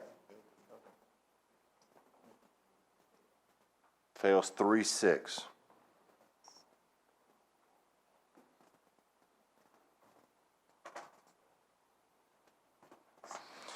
Item number 44, resolution to... Oh, okay. I'm sorry. Oh, 43, yeah, that was another appointment of Keith S. Stevens. Estevans. Okay. So what, did he decide he didn't want the position? That's what I heard, that he had a change of heart about working for the parish. You do? He withdrew his application, is what he told me. Okay. All right, so item number 44, resolution approving amendment number 1, program year 10/1/2016 through 9/30/2018 to Louisiana Housing Corporation Program Year 2016 to 2018 Low Income Home Energy Assistance Program, LIHEAP, contract, and authorizing the parish president to sign, execute, and administer said amendment and any all relevant documents. Moved by Mr. Jones. Second by Mr. Lafont, any discussion? Being none, all in favor? Aye. We're all elected up here to cast a vote, so I'm gonna need to hear some feedback from you gentlemen. I can hear Ms. Esposito fine. All in favor? Aye. Any opposed? Passes 9-0. Number 45, resolution approving amendment number 3, program year 10/1/2015 through 9/30/2017 to Louisiana Housing Corporation program year 2015 to 2017 low-income home energy assistance program, LIHEAP contract, and authorizing the parish president to sign, execute, and administer said amendment and in all relevant documents. Moved by Mr. Jones, second by Mr. Grow. Any discussion? Being none, all in favor? Aye. Any opposed? Passes 9-0. Number 46, resolution approving the amendment number 1 to FY 2017, 10/1/16 through 9/30/2018, Community Services Block Grant, CSBG, between the Louisiana Workforce Commission, Office of Workforce Development, and Lafourche Parish Council, Office of Community Action as the sub-grantee to receive and administer the Community Service Block Grant, CSBG, funds to provide assistance to low-income families in Lafourche Parish in accordance with the state requirement, and authorizing the parish president to sign, execute, and administer said amendment and any and all relevant documents and amendments in accordance with the provisions of the Community Services Block Grant of 1981. Moved by Mr. Jones. Second by Mrs. Esposito. Any discussion? Being none, all in favor? Aye. Any opposed? Passes 9-0. We've done the proclamation in section G already, so now we move on to H, presentations and/or updates. Parish President James B. Cantrell to present the Employee of the Month Award for month of August. August 2017 Employee of the Month, Celesta Stewart. Celesta has been with the parish for 11 months. She is a bridge tender at the Galliano Field Office. Here are comments from her nomination. In the time Celesta has been with DPW Galliano Field Office, she has done an awesome job. She's a quick learner, loves her job, and shows it in the quality of her work. Celesta works very hard to get work done and in a professional manner. She is proactive in reporting any and all problems on the cutoff lift bridge. In order to keep the bridge operating, she will always be the first one to offer to work on her days off. I have worked for LPG for over 26 years, and in this time, I have worked with many bridge tenders, but none like Celesta. She goes above and beyond all expectations. She keeps the bridge exceptionally clean and is well deserving of this award. Please join me in congratulating our Employee of the Month for August 2017, Celesta Stewart.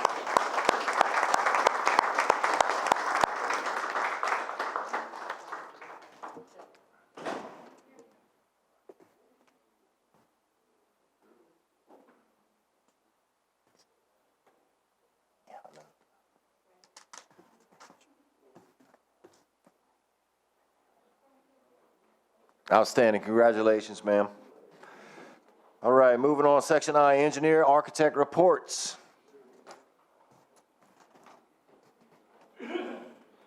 Dustin Rabelais representing T. Baker Smith, 1100 South Acadia Road, Thibodaux.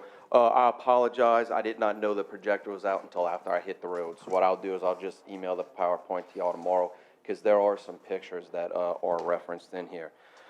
Very quickly, Waverly Road, as you know, the survey and hydraulic work on that project is complete. We're just finalizing a few details with the geotech company about what can stand up on some of the slopes of that ditch, and also what we can push under the bridge section on Talbot. So we'll have that memo to the parish administration in 30 days or less. And at the next meeting that I'm at, I'll also be going over that memo with y'all as well. Next project, Barataria Marsh and Ridge Restoration Project. We are 50% complete on phase 1, which is the study of all the alternatives and analysis to, marsh creation around Little Lake itself. So we're 50% complete on that. During, and unknown to us, I just want to let you know, CPRA also came out with a local match program where if you put up your Restore Act dollars, which is funding this project, okay, that if you submitted an application to this grant program, they would also match those dollars to take you further into the engineering and design or or even construction, if you will. So we're also gonna be submitting on that to try to, double our money or triple our money. And the good thing is we don't have to come up with any funds within the budget if we get it. West Side Drainage Improvement Project, we're on day 32 of a 100-day contract. And having said that, he is 40% complete, so he's really ahead of where he needs to be. But the key here is that out of those 32 days, he's probably only had about 14 where he could even really truly work. That's Byron Talbot. They're doing a phenomenal job. So we did get our first pay request in, so that'll be coming soon. And I had some pictures of it for you. Cyprian Pump Station, you'll see in the PowerPoint that we anticipate the geotech findings at any moment. Those were received after I had done this, so we'll be reviewing that. Also, we'll be meeting with the parish administration. Both the parish administrator and I had went meet with Ms. Ogeron for some guidance on the utility relocation out there. As I understand it, she did send the administrator an email, so we'll be scheduling an appointment to go over the findings of that. And I would also ask that if we could give me about 5 days before we make that meeting, that way we can review the geotech report, and if there is anything we got to discuss, we can just do it all at once at that meeting. As far as advertisement, we're still targeting, that November timeframe. East Side Drainage Improvements. As you know, money to begin Phase 1 has been secured. Phase 2 is the pump station, but Phase 1 is everything else, and there's a lot of components to it. We are awaiting the cooperative endeavor agreement between the state and Lafourche Parish government, okay? I spoke to him last week. I was aware that, there are some homes that have flooded in this project area since we got this award, okay? And that was all conveyed to Baton Rouge DOTD. They understand that, and he assured me that he would have that to us by close of business this week. Any questions? Mr. Bourgeois. Cyprian Pump. The question I have for you, keep saying a utility relocation. Is that a utility line, or is that like a? No, it's a gas line. Yeah, the big gas line. And my question is that it's been brought to my attention that the United States Department of Transportation might have to be involved in that, to relocate that? Because they regulate those lines, and they may have to. I honestly don't know the answer to that question. We have somebody in TBS that specializes in those types of things, and I'll ask them. I know that there are some CFRs that regulate some things with that, and that's really what we have been meeting with the administration on. Mr. Cantrell, is very knowledgeable on that, so I've been working with him on it. And I'm just asking because, if we get the ball rolling, because, people are anxious to see Cyprian. I mean, Mr. Melvin's. Yeah, well, the one thing I can tell you is we don't want to have to pay for that. No. And I'll just leave it at that. Thank you. Mr. Lorraine? Yeah, Dustin, you said that Cyprian's been on the books for a long time. This administration and some of the other administration, and the funding's there. So the drawings are still not ready? We don't have the final geotech report. Because we're in September, the middle of September. You just said you're gonna try and bid it out in November. How? You won't even have the drawings in November from what the speed we going. Well, look. I mean, how many excuses we're gonna use? I haven't given you any excuses. Come on. Every month, you ask me the same thing, and the response is You're a always good the salesman. same. When we got this project from the previous administration, the scope has changed 3 times. Well, a minute ago, you said we should be bidding it out in November. And the speed that we're going, it's not gonna be done in November. That's what we're targeting. Because the fact of the matter is look, and maybe we won't, but we're gonna do what we gotta do to get it right. But that is what we're shooting for. If we have to put more people on it, then that's what we'll do. But we had to get this geotech. You don't think I wanna do it wrong? I'm not saying that, but I'm just making it clear, that's what we're targeting, but at the end of the day, we're gonna do our due diligence to make sure. it Okay, gets well, done right. we'll see in November if it's out to bid, which I doubt it seriously, because we're already half of September. Mr. LaFont? I think you're doing a great job, thank you. Thank you, sir. And since it's in your district, you want to talk about it? Ladies first. Oh, okay, Mrs. Esposito? Change in design, it's always problematic, and common sense tells you that does put projects back. But I will say this about you all, and I know I commend you all, whether we're in a public forum, and I was talking to somebody last week about the work T. Baker Smith does. Every week when you get in, every council meeting when you've gotten in front of me, you've constantly talked about grant funds that you all have pursued for us on our behalf. It's not happening in every firm. So on behalf of Lafourche Parish residents, I appreciate all the work that you're doing. I know that that is an additional cost to your firm that others aren't willing to take on. So thank you for the money you're saving our residents, and thank you for the great job that you always do. I appreciate it. Thank you. Mr. Mel? Thank you, Mr. Chairman. Thank you for doing the job you're doing. I know that while the pump is in Mr. Bourgeois' district, it drains a lot of mine, and there are some, landowners with cattle, and it's always driving the cattle all over the place. There's some houses. I mean, it would really help out to get it done, of course, as soon as possible. But here's my question, Dustin. There was a scope change in this project when we first started, or not long after, correct? Yes, sir. Okay, so that occurred, and how long did that go on till it was changed back to what it was? About how Well, long? quite some time. I mean, if you Give me a look at number, it, the roughly how amendment- much time? Several months. Several I months, don't would you wanna- say 5, 6, what? That's And fair. who ordered that change? Not the boogeyman, who? It just in communication with the administration and where they were and what they were trying to do. And I understand things change. We have a lot of projects that are waiting to move forward, whether it's permitting or whatnot. So I appreciate your time. One last question. What would you say is the number one reason why the Corps requires a permit? For this project From a or in professional general? no, just any project, just one or two word answer. What is it? Well, I would like to believe that it's for some consistency and a public process where everybody can see what's Is it going on. mitigation of wetlands? That's what they'll tell you. Okay, thank you.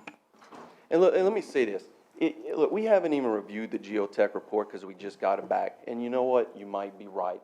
But the fact of the matter is that from a constructability point of view, and you got to understand to construct this pump, as you know, we got to take the existing one down.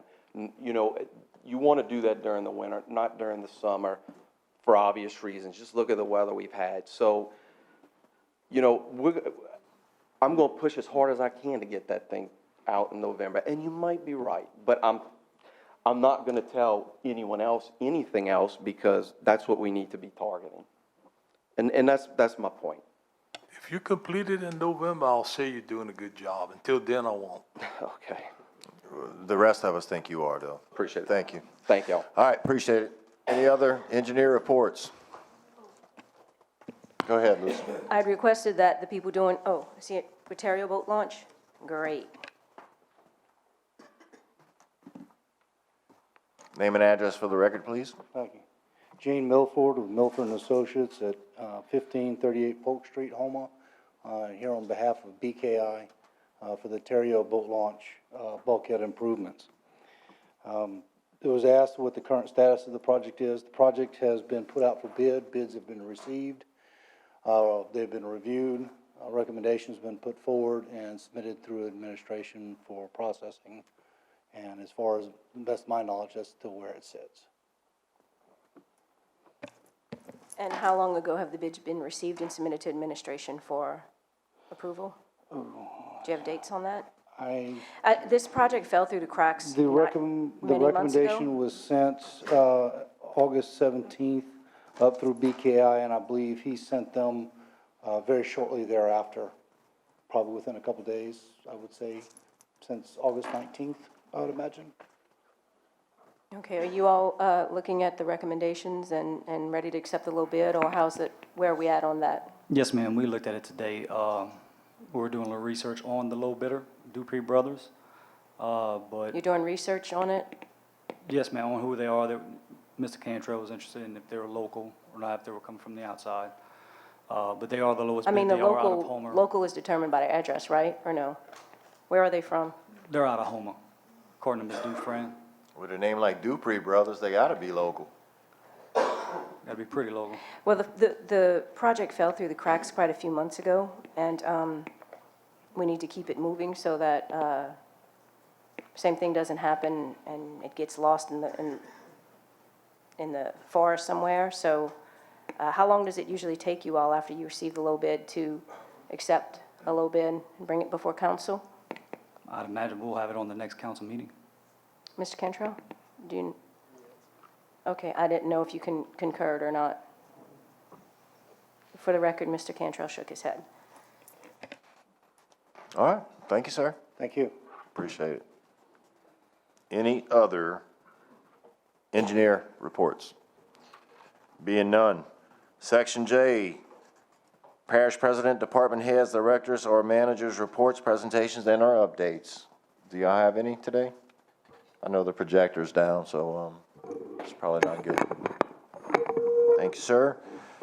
Section K, everybody's favorite, questions for the administration. Any questions tonight? I got one. Mr. Jones. Yeah. Mr. Cantrell, due to the work of our internal auditor, that was a check paid for $1,000 made out to a computer company out of Homer. Can you tell us what that was for? I think the name of it is Complete Network Management. I guess you work on IT? Don't we have an IT department? Oh, you have the people who service it. I'm not sure where the check was from. You signed the check for $1,000. I signed every check. Yeah, but you don't know When what you was signed. that? I'll get you the information. Mr. Jones, I don't have it in front of me. You don't have it in front of you? No, sir. Well, let me present it in front of you, Mr. Cantrell. I don't want to see it right now, Mr. Yeah. I have enough of your. Yeah, I bull- don't care what you got. I have enough I of don't your care baloney. what you got. I don't care what All you right? say either. I don't care what you got. You I signed a have check enough and of you your had baloney. somebody going through somebody's computer. So what? And I want to find out who computer you did. Yeah, I have to give you that information. You don't have to, you will. You will. Mr. Jones, You don't when you start acting right, maybe you're gonna get somewhere. want acting You don't right. act right. Let me, And everybody's gonna find out why you're doing what you're doing. let me- In the near future, it's gonna come out. let me put it to you why I'm not acting right. How many parishes got in Louisiana? I know 64, man. Well, you do know that. You got the answer for that. Maybe you can tell me who's the most dumbest parish president in Louisiana. All right. I can tell you who's the dumbest councilman in Louisiana. I can't be because I'm on your butt. No. I'm I on can tell you. you who's the most vindictive councilman in this council. I got it from you. And I tell you why you. I got it wanted me from to you. conceal some criminal activity that you did, and you wanted me to conceal. Criminal activity. Yes, you will find I out. will. I wish you would bring it out. You will. It will. I wish you would bring it will out. come out. Because I guarantee if it's criminal on me, you got your hand praying all over it. Well, it's ethics violations. Yeah. It's ethics You violations. probably, yeah, ethics violation. I know where it came from. Are y'all done? No, not done. In other words, the ethics violation that you knew about and you did, sir. Okay, that's all I got. Yeah. Well, we'll find out. We're gonna find out. All right, Mrs. Esposito. We're gonna find out. You better believe it. Mr. Haas, can I please have, I know we talked a little bit earlier about the, I don't give a damn what you put up with. You ain't gonna do me nothing. Mr. Councilman Jones, your light's still on. Did you need more time? I'm just answering Okay. what you tell it. Okay. I'd like the data on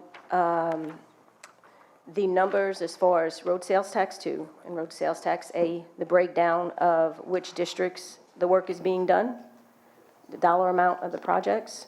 I'd also like that same information, excuse me, Mr. Cantrell, I'd also like that same information on the demolition projects as well. How many projects and the dollar amount are done district by district? And did you get all of that? So I'm just trying to get a breakdown on the work being done in the parish by district. And I would like this number probably every quarter, if at all possible. If it's, I know it's just a simple spreadsheet, but if you can possibly have that for me at the end of every quarter, so that, I mean, go back until. Yeah, we'll build it the, for, do you want it retroactive for a certain amount of time? That would be great, yes. If we can go back retroactive by quarter and then from this point forward. I just would be interested. I had some constituents asking me about work that isn't getting done in the district, and I just have to answer for that. Yes, ma'am. How far back do you want me to go? Okay. Oh, can you go back to 16 when Mr. Cantrell took office? Yes, ma'am.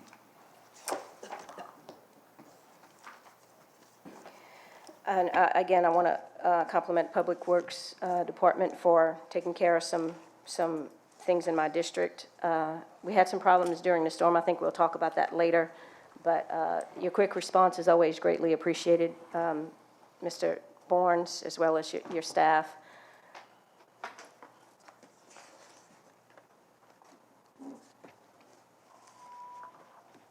That's all I have for now.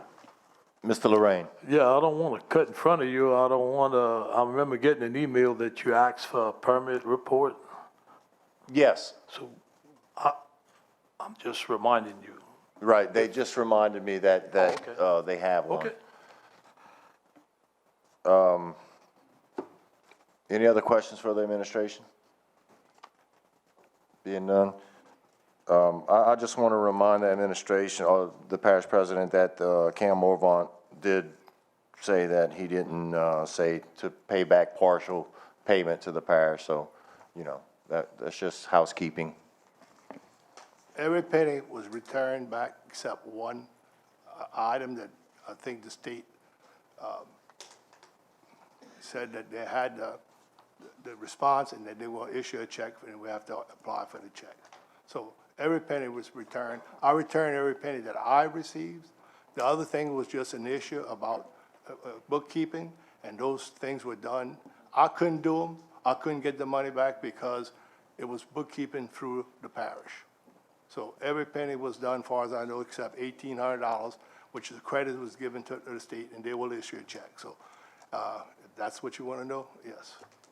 Just make sure the parish is whole again, that's it. I'm sure the parish is whole. I would never take anything from the parish. Thank you, sir. Did you want to give that information to us now, Tony? Yeah, sure. On the breakdown for the permit offices, I have the Matthews office, Thibodeau, Galliana, and also the e-permits that we issue. Since January 1st of 2017 to September 7th of 2017, the Matthews office has had a total of 706 permits issued. Thibodeau office had a total of 150 permits issued. Galliana office had a total of 63 permits issued, and the e-permits was 40. Permit office visits per location was, Matthews was 1,272, Thibodeau's office was 344, and the Galliana office was 335, which consists of visits for permits. Also, the Galliana office has, we hand out the packages for culverts, and we also do a business license, occupational license at that office. So when you compare the total amount of the visits that are signed in at each office, you're looking at 9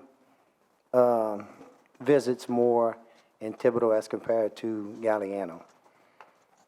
So going back to what we had said when we first opened the satellite offices about if the Galliana wasn't... If it was productive and self-sustaining Right, if it wasn't, we'd go financially. down to 1. But we stayed at 2 because actually the satellite office doesn't cost us any extra money. The parish is already renting the buildings that they're operating out of. And what we did, we took, for the Thibodeau office, we have a girl from the Matthews office that works there on Mondays and Thursdays. And the Galliana office, we have 2 girls we swap out on Tuesdays and Wednesdays. So we're not paying any extra as far as, for someone to work down there or for the for the office space. So it's not costing us anything extra. And the reason we still have it the 2 days is because it's close in comparison to what we're doing in Thibodeau. So that's why we just felt like it was worth keeping open both days. If we're gonna keep open 2 days in Thibodeau, we was gonna do the same down in Galiana, for the people down there. Okay. So, and that's why, like in Galiana, we just do a couple of extra things, provide service for the people down there so they don't have to always come to the Matthews office. Okay, but so while we're looking for funding for different things like garbage pickup and stuff like that, is it smart to keep Well, it's not putting costing us any. employees elsewhere when we can use them back here? Well, we rotate is what we do. When we have the girl down in Galiana, we have the girl from the, excuse me, that's working the Thibodeau office back in Matthews. So we're keeping the same amount of people, in the office in Matthews. So it's not costing the parish anything extra to provide satellite offices for the people in the parish. Okay. Ms. Lucy? Hey, Mr. Bro, can you please send us that information in an email so that we can see it? I know I heard the numbers, but so Sure, I just, yeah. and I want to commend you because I do not hear any complaints about permits since you've been in Thank your you. position. So I think you and your team are doing a really good job. Thank you, appreciate that. Mr. LaFont? Yeah, just one quick statement. We were talking earlier about the internal auditor's salary. I believe the previous guy was making more, and not only that, when we voted for Mr. Bagala, we cut out an assistant, which saved us $50,000. So I just wanted the public to know that we saved 50 grand off the top. He's doing the job of 2 people. Thank you. All right, moving along to Section L, council reports, presentations, updates, and our questions. None. Section M, legal advisor report. Mr. Bourgeois? No, just kidding. Being none. Section O, discussion. We have item number 49, discussion concerning Hurricane Harvey. Mr. Jones, your floor. Yeah, but I'd just like to know, why did it take so long for people to get sandbags? I had a bunch of calls on that, and administration cut back on sand. So I just trying to see where we're going with that.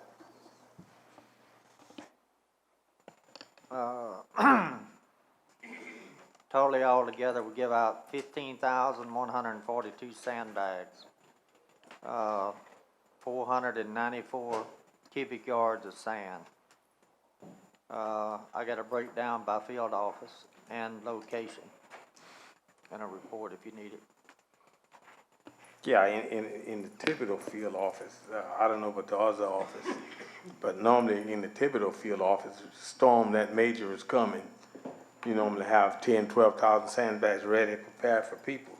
Had people lined up from the yard all the way back to the back of the barn yard, down the road to the sheriff department, and waiting 2 and 3 hours.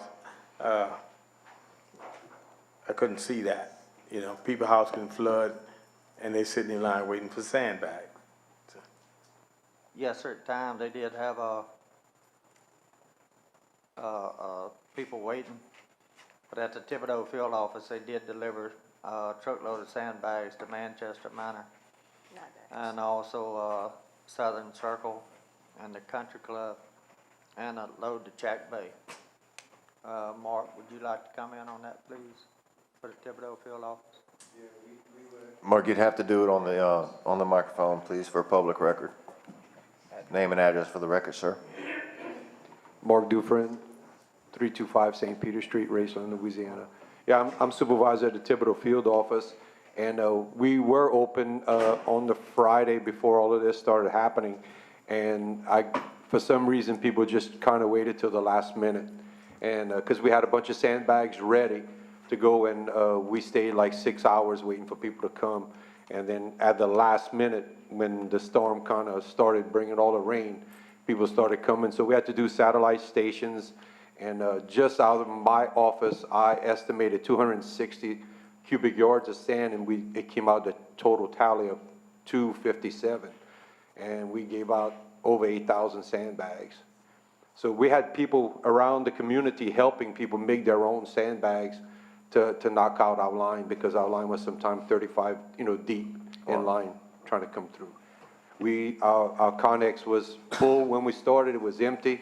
We loaded a couple of extra trucks in case we needed some emergency sand, which happened a few months on our previous rain situation, in case of we had a breach in the levee and that type of stuff. So we always had someone reserved.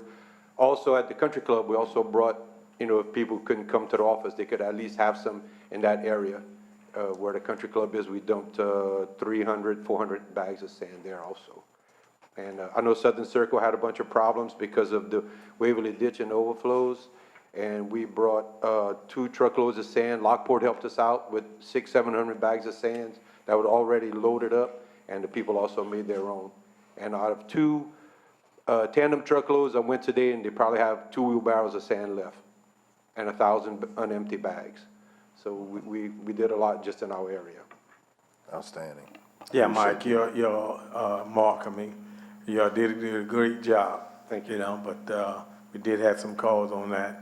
Hopefully in the future we can prepare for that like in the past. Yeah, I was not expecting some of the public, young and old, that were outside making their own bags, say, can we help? And I said, sure, and they just went ahead and just started making sandbags for people in line, because it was just getting piled up, especially when they knew we were fixing to close.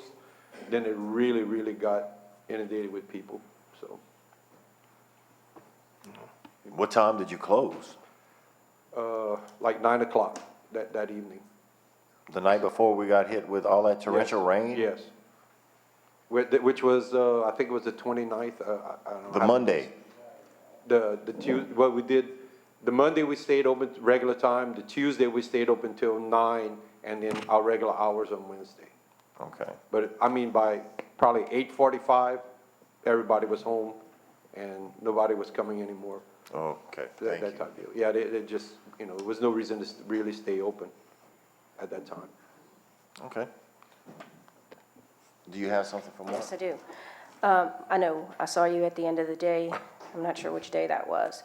I went to pick up some sandbags for an elderly resident who couldn't pick them up for herself. The rain hadn't posed a problem as of yet, so I waited in a line just to see how long it would take. And you and your crew and the inmates did such an amazing job, but it's still, I got in the line at 5 o'clock and I left the line at 7:10. So all I could think of is if this woman's house, she couldn't come in Bag her own. If her house had been taken on water, she'd have lost a house. So I don't think that has anything to do with you all, because y'all couldn't have done any more than what you all were doing. And again, she waited to the last minute. I waited until the last minute to get in line for her. But I just want to commend you all, because we had a neighborhood, Southern Circle at Home Magnolia Landing, that I was seriously concerned we'd lose that whole neighborhood. And you all brought sandbags and I guess got involved with the Lockport office or whoever helped you. So I appreciate all you did to help that neighborhood. And I would have liked you maybe to work the weekend prior, so that we could have been better prepared, so that everything wouldn't be done. There was a time when I got into that line, it took 2 hours and 10 minutes. I wasn't all the way down the street. I was in the parking lot, so I can't even imagine how long those people had to wait earlier, and you all couldn't do any more than you were, than you were doing. The inmates that worked with you all, now again, I'm in the line, they don't know me from anyone. I have never seen such great service from, I just didn't expect the inmates to be as polite as they were. We have the best inmates in Lafourche. I couldn't believe that. I've been to 5-star restaurants and not been treated as kindly as those inmates treated me, and I saw them do the same with others. So if you can, and some of the people from the sheriff's office here, if you could at least commend them. We felt like we wanted to tip them, but we didn't know what was appropriate. Well, I know the following Monday when they came back to work, they said, what are we doing today? I said, sandbags the rest of the week. They said, no, please let us go cut grass or something. They didn't even want to see sandbags anymore. Well, it was, have a nice day, I hope you're safe, and I just couldn't believe that. So thank you for all you all did. And I'll pass it on for sure. yeah. Secondly, I called Mr. Cantrell. Shack Bay did not have, But I do want to thank you. I know at the end of the day, I think I saw a couple of people leaving, and I called Mr. Haas, who approved some time for some people to stay. I just couldn't imagine how the people that were was a there. big And help. I apologize if I was just concerned with how was that going to work, because this line was so long and I'm watching people leave. And so I asked Mr. Haas what was approved and what wasn't approved. And I think he's the one that called you and approved more. Mr. Cantrell, I called you during the day because, and I don't know, well, I guess hang tight, some others want to talk to you. I called you during the day, early in the morning, because Chack Bay was out of sandbags as well as out of sand. You didn't return my call. I would just like to ask you in the future, it doesn't matter what happens, whether we go sideways on votes, whether that be on health care or whatever, when the parish is at risk, all of that needs to go to the side, and I at least need to hear from my parish president. If in fact you don't want to call me back, please have Mr. Haas or someone call me that is capable of answering questions. Chack Bay, satellite site was by the fairgrounds, was completely out of sand. No sand.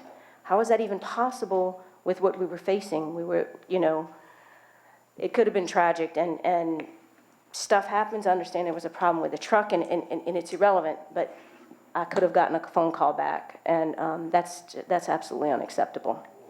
Well, Ms. Luce, I didn't see you. I was busy making sure that everybody had sand, and I was busy with James. We stayed on the phone with James, constantly talking, trying to make sure that everything, we rode around together, him and I.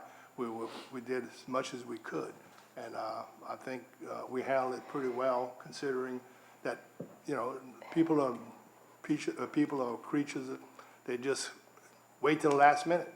Well, whether they're creatures of habit or whatever the case may be, if in the future you can get whatever's happening, if you can contact your council members and say, hey, I am spending the whole time in District 2.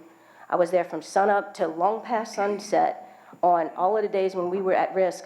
We are your eyes in our districts. I would appreciate you returning a call and possibly checking with us to see, do you need something? I really didn't see you call. But in the future, just as a common, a practice to make sure we are there in our districts. Honestly, I didn't mean to miss you, and it just happened. Well, whether it's just the missed call or whether it's just we need to make sure things go more efficiently than what they did. I think it went real well, except you got. Except being out of sand, Well, except not being able to get a sandbag for hours. We had the sand place open up. We were able to get sand. They had closed the sand pit, and we were able to get sand for the people.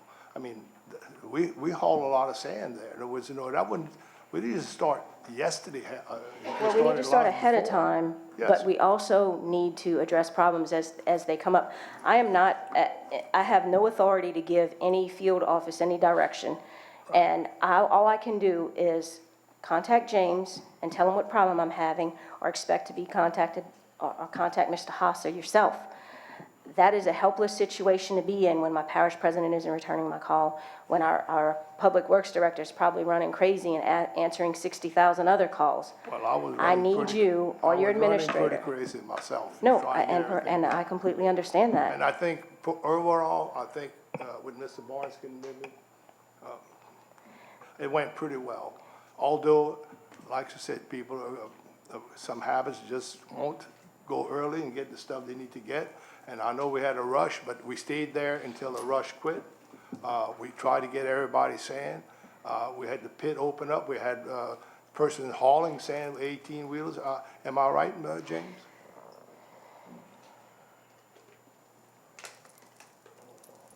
I understand you had people, you hauled sand, but I'd like you to be my field office supervisor who's sitting in Chack Bay with zero sand.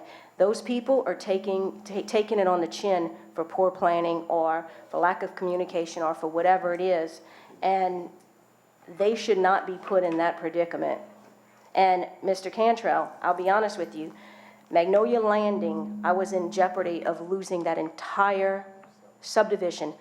I was beside myself, and it was my first rodeo with this. I contacted Mr. Jones, who helped me determine what to do, what to ask for, who to contact. You were not available. That is, I was available, it's just that I didn't see your call. I'm sorry, you know. Tell me something, like, in the situation that we just went through with like the deluge of rain and stuff, do y'all conduct after-action reports and stuff like that to see, you know, if things could go different next time or whatever? Like, that's a prime example, okay, the sand pit's closed. Prime example, we had made all the, well, James, you tell them, because Yes, we'll be better prepared. Yes, we had problems with the sand pit. We had, actually, Sandy Araby called the pit and got them to open up. We even went to an outside source to get some sand brought in. Yes, it was maybe some spots that did run out of sand. Perfect. But we're gonna do better planning and Learn from that Yes, we occasion did. and move on and have a built-in plan for next time, a contingency plan. That's Yes. all we want. but we need to clarify, Mr. Sandy Araby actually saved us from a problem. He wasn't the reason why we ran out of sand. No, He actually no. saved saved us had- from a problem with another sand provider. So Yes. please, let's be clear. I wish we could get this locally all the time, or as locally as Mr. Araby was, and as good as he was with doing what he had to do to get us our sand, because I don't know who Yes, it was supposed to come through, but that was a problem. yes, that is correct. And thanks to Mr. Araby, and we did go to Grand Isle Shipyard and to get some sand. Sandy got all he could, so we went to Grand Isle Shipyard and was able to get sand locally there too. All right, thank you, James.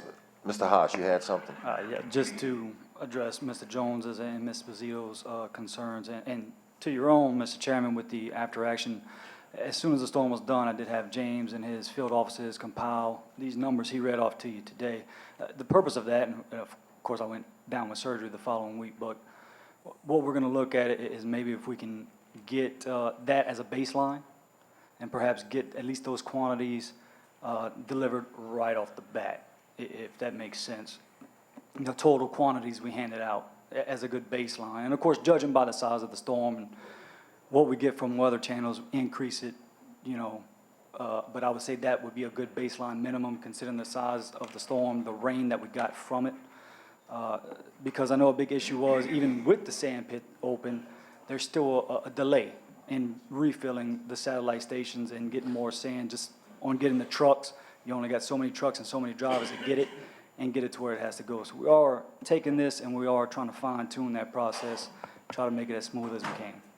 All right, appreciate it. Mr. Bourgeois. I don't know if I'm gonna ask Mr. Barnes or, what did the city of Thibodeau have? Did they give out sandbags? Not that I'm aware of, because So- we do addresses when people come in. Right. And really, the day that most of the people that came in were from the city of Thibodeau. They were from the And- city of Thibodeau. So the city of Thibodeau relies on the parish barn, even though we don't get the city's tax money to. In the past, they have provided their own. Yeah, because Well, I'm just trying to address, because I think Mr. Chairman, I have the floor. Go ahead. I'm just wanting to point out that part of the problem, I think Mr. Barnes did an excellent job, Mr. Haas did an excellent job, and I just want to point out that part of the reason people were in line so late is that, it's my understanding, a lot of them were from the city of Thibodeau that didn't provide sandbags. Yeah, and my secretary and clerk and the guys, they took, driver's license, addresses, so I'm sure we have all of that on record, where they came from, so if we need that, I could probably have that out too. Thank you. Thanks. Mr. Otan? Just a couple of things.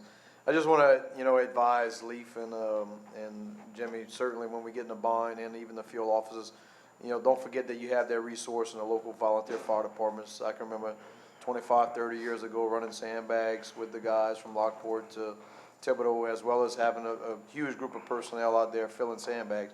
So if y'all get in a bind, please holler at the local fire department. It's a huge resource of people. When these lines are two and a half, hours long, that's a lot of guys you can get out there to help fill sandbags, and they're looking for something to do.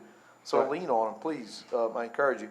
Another thing I want to point out, and for the public, there was an interesting statement by Dwayne Bourgeois of the North Lafourche Levy District on one of the conference calls. I don't know if anybody else caught it, whereby he specifically asked the parish to please not pump down these canals too low, or especially Lockport to La Rose, for fear of collapse of the levee.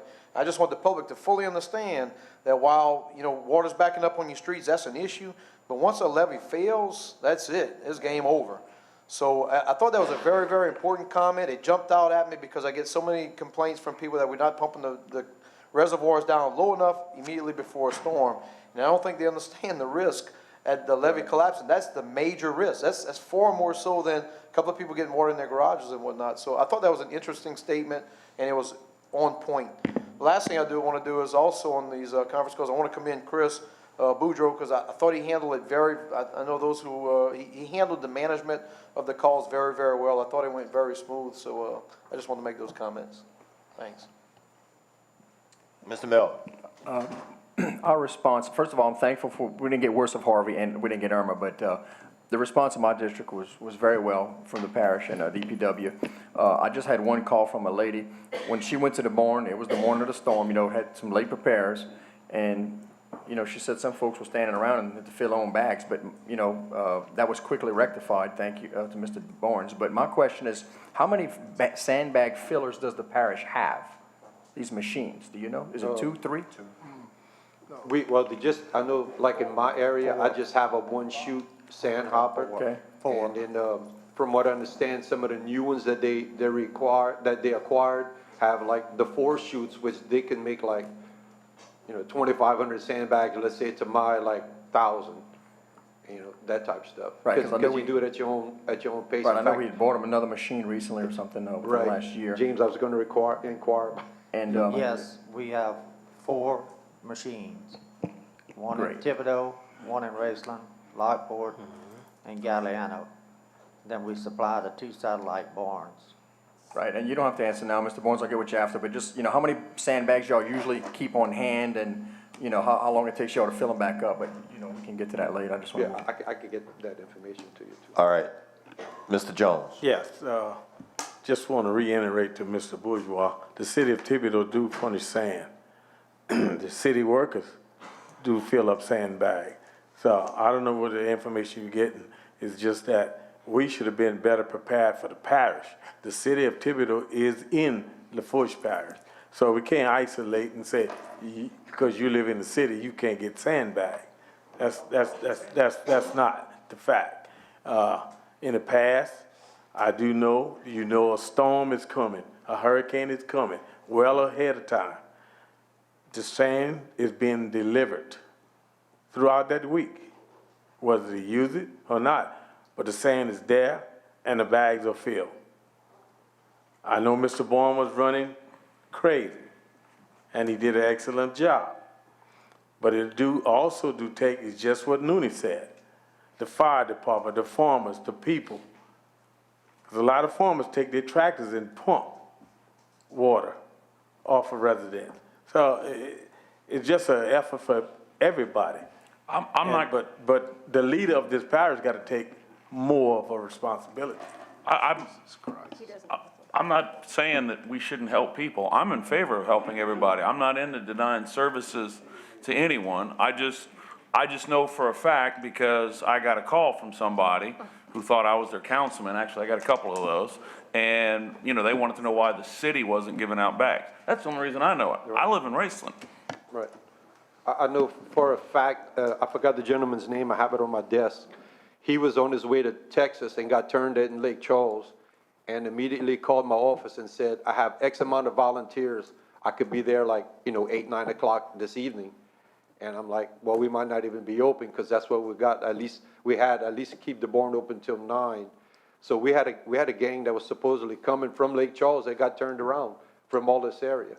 He said, we might be from Terrebonne and Lafourche, but we're willing to help if you need us. So. Lucy, you got something? Yes, I do. I worked for the city of Thibodeau for 7 years. I was part of 2 mayors' executive administrative teams, and I do know that the city of Thibodeau does provide sandbags. And so when you just said that they didn't provide and it was on the parish, I just called Mayor Tommy Eshte, who did confirm that the city of Thibodeau did give it out at their barn. The city is 6.5. The city, that's not what you said a few minutes ago. Please don't bash another organization because we didn't handle our business. The city of Thibodeau is 6.5 square miles. They not only had sandbags, made sandbags at the barn, but they also delivered bags to the disabled and elderly. So the mayor also told me that if you would like to, you can call him up and he'll explain to you the process. But City of Thibodeau well takes care of their own. If some happen to go into the parish, I mean, I had a bunch of people from Chack Bay that had to go to you all because we had no sand. So the residents aren't thinking, is my area where I should go in the City of Thibodeau or in Lafourche Parish? Residents aren't cognizant of where they pay their taxes. And to say that we shouldn't give City of Thibodeau residents because we don't collect their taxes yes, you did. Again, inappropriate and untrue. Mr. Bourgeois. I never said do not give anyone sandbags. I just was given information on people that weren't my constituents. They were someone else's constituents, were calling me, wanting to know. I'm a parish councilman, District 5. I'm just giving the information I had, and I had heard that the parish was giving out a lot to the City of Thibodeau. Forgive me for answering the phone. Mr. Bourgeois, did you contact Sean Otown yet? Sean Otown, I emailed you his contact information last weekend. He contacted you and left you messages. Me and James Barnes took care of getting a mosquito spray in Bayou Blue because we couldn't contact you.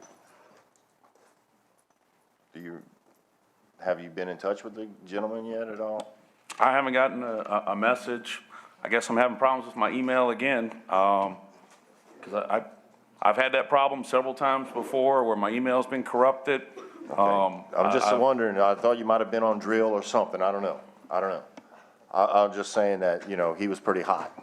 And he emailed you too? No, his email might be corrupt. Oh. Anyway. Mr. Cantrell, you have something? Yes. When people come for sand, we get addresses, but we always give them sand, no matter if they're from the City of Thibodeau or outside or wherever they're from. Because when somebody's house is in danger, you're not going to turn anybody down. And to reiterate what Mr. Otan said, when it rains for a long time, the levees are soft and they're easy to collapse. So you can only bring them down to a certain level during a rain event, especially if it's been raining for 3 or 4 days. So it's very important to the public to know, and he's right, that we cannot bring down the canals as low as we'd like to bring them, especially if we know the rain's coming and it hasn't rained in 3 or 4 weeks. We can bring the canal much lower. But that is a problem when after you receive rain for 3 or 4 or 5 days. The levees are very, very fickle. And I'll tell you what, it's just, you got to reach a certain place and you got to stop. So it's a good point, Mr. Otan. I'm glad you brought it up, sir. Ms. LaFont? Just want to reiterate on that, in the 10th Ward, a +7 is what they try to keep it at. It's the most safe, they like to leave more, but a +7, when they got a major rain event, they try to push it down to 5. 5's the lowest they can go without putting the levee in danger of collapsing. And I found that all out during the storm too, but a lot of people say, oh man, they should pump it dry. You can't pump it dry. No, you can't. You have to have that weight of the water holding the levee up. That's right. So just letting people know that.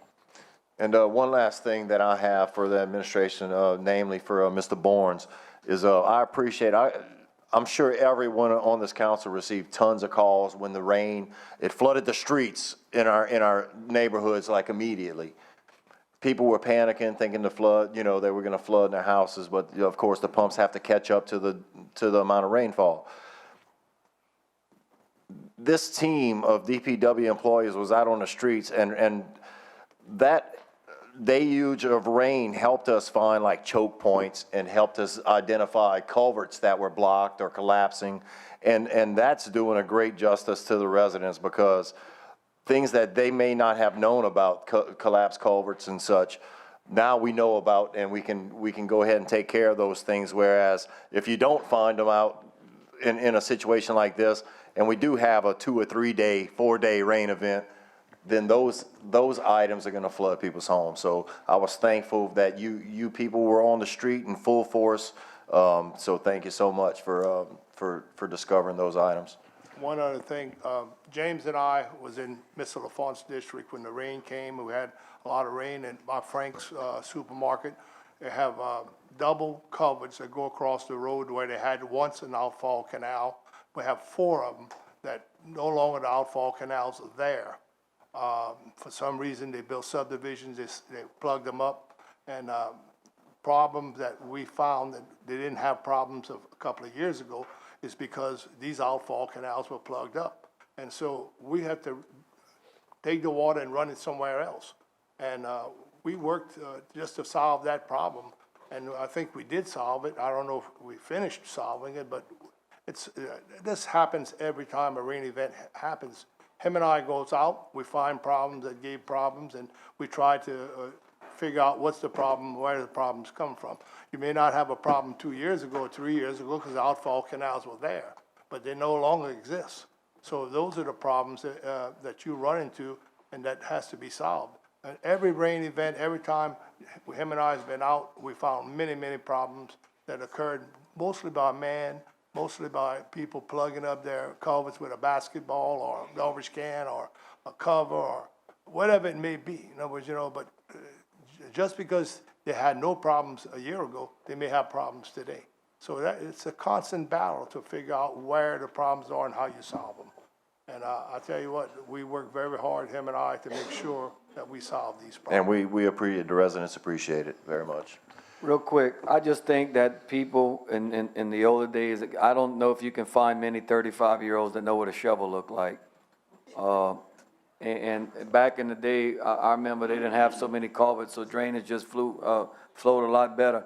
And I remember as a kid, my grandpa showing us how to shovel the ditch. Everybody used to take care of their own ditch. You don't see that anymore. Nobody takes care of their drain. I'm not saying nobody, but yeah, a lot less people take care of their own drainage these days. Mr. Otan? Yeah, and you're right, but I can tell you that in my district, on both east and west, North LaRose, that apparently all these subdivisions were designed to dump a lot of their water into the bayou. And those culverts that are currently in the bayou, they're plugged now, they're blocked because those culverts are halfway underwater. So we have to rethink on how we do drainage because these massive subdivisions, I'm talking about 10, 15 streets that are a mile long. Now, we have major problems, and there is no easy, quick fix, and I know these guys, Nick and James, would both agree with that. The other thing is we have a man-made abandoned structure, in that being the railroad track.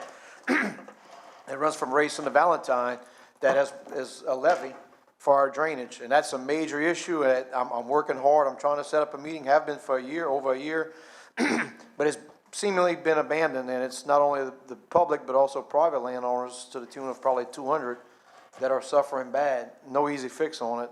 Old wooden culverts through the railroad track that have collapsed. The Union Pacific says, okay, we'll give y'all permission to fix them. Well, where we're gonna fund the several $1 million to do that is the problem, especially on private lands. So some of these problems are not easily fixed, I can tell you that. All right, Ms. Posito. Well, the last thing I want to say is thank you to Councilman Jones. As a new council member dealing with this for the first time, you know, to have him calling me up and saying, and our districts butt up against one another, to have him calling me up and asking what's the problem, or he kind of knew what my problems were already. But, you know, I had a couple other councilmen call me up as well to say, what do you need? Do you have everything you need? But especially Councilman Jones, who made sure that a new councilman, or a rookie, as Mr. Lorraine would say, made sure I had what I needed, or did his best to get me help when I needed it. So I really appreciate that, Jerry. Thank you. Thank you, Miss Lucy. Lucy. All right, can we get a motion to adjourn this wonderful meeting? Moved by Mr. Lafont, second by Mr. Bourgeois. All in favor? Aye. Any opposed? Nay. 9-12.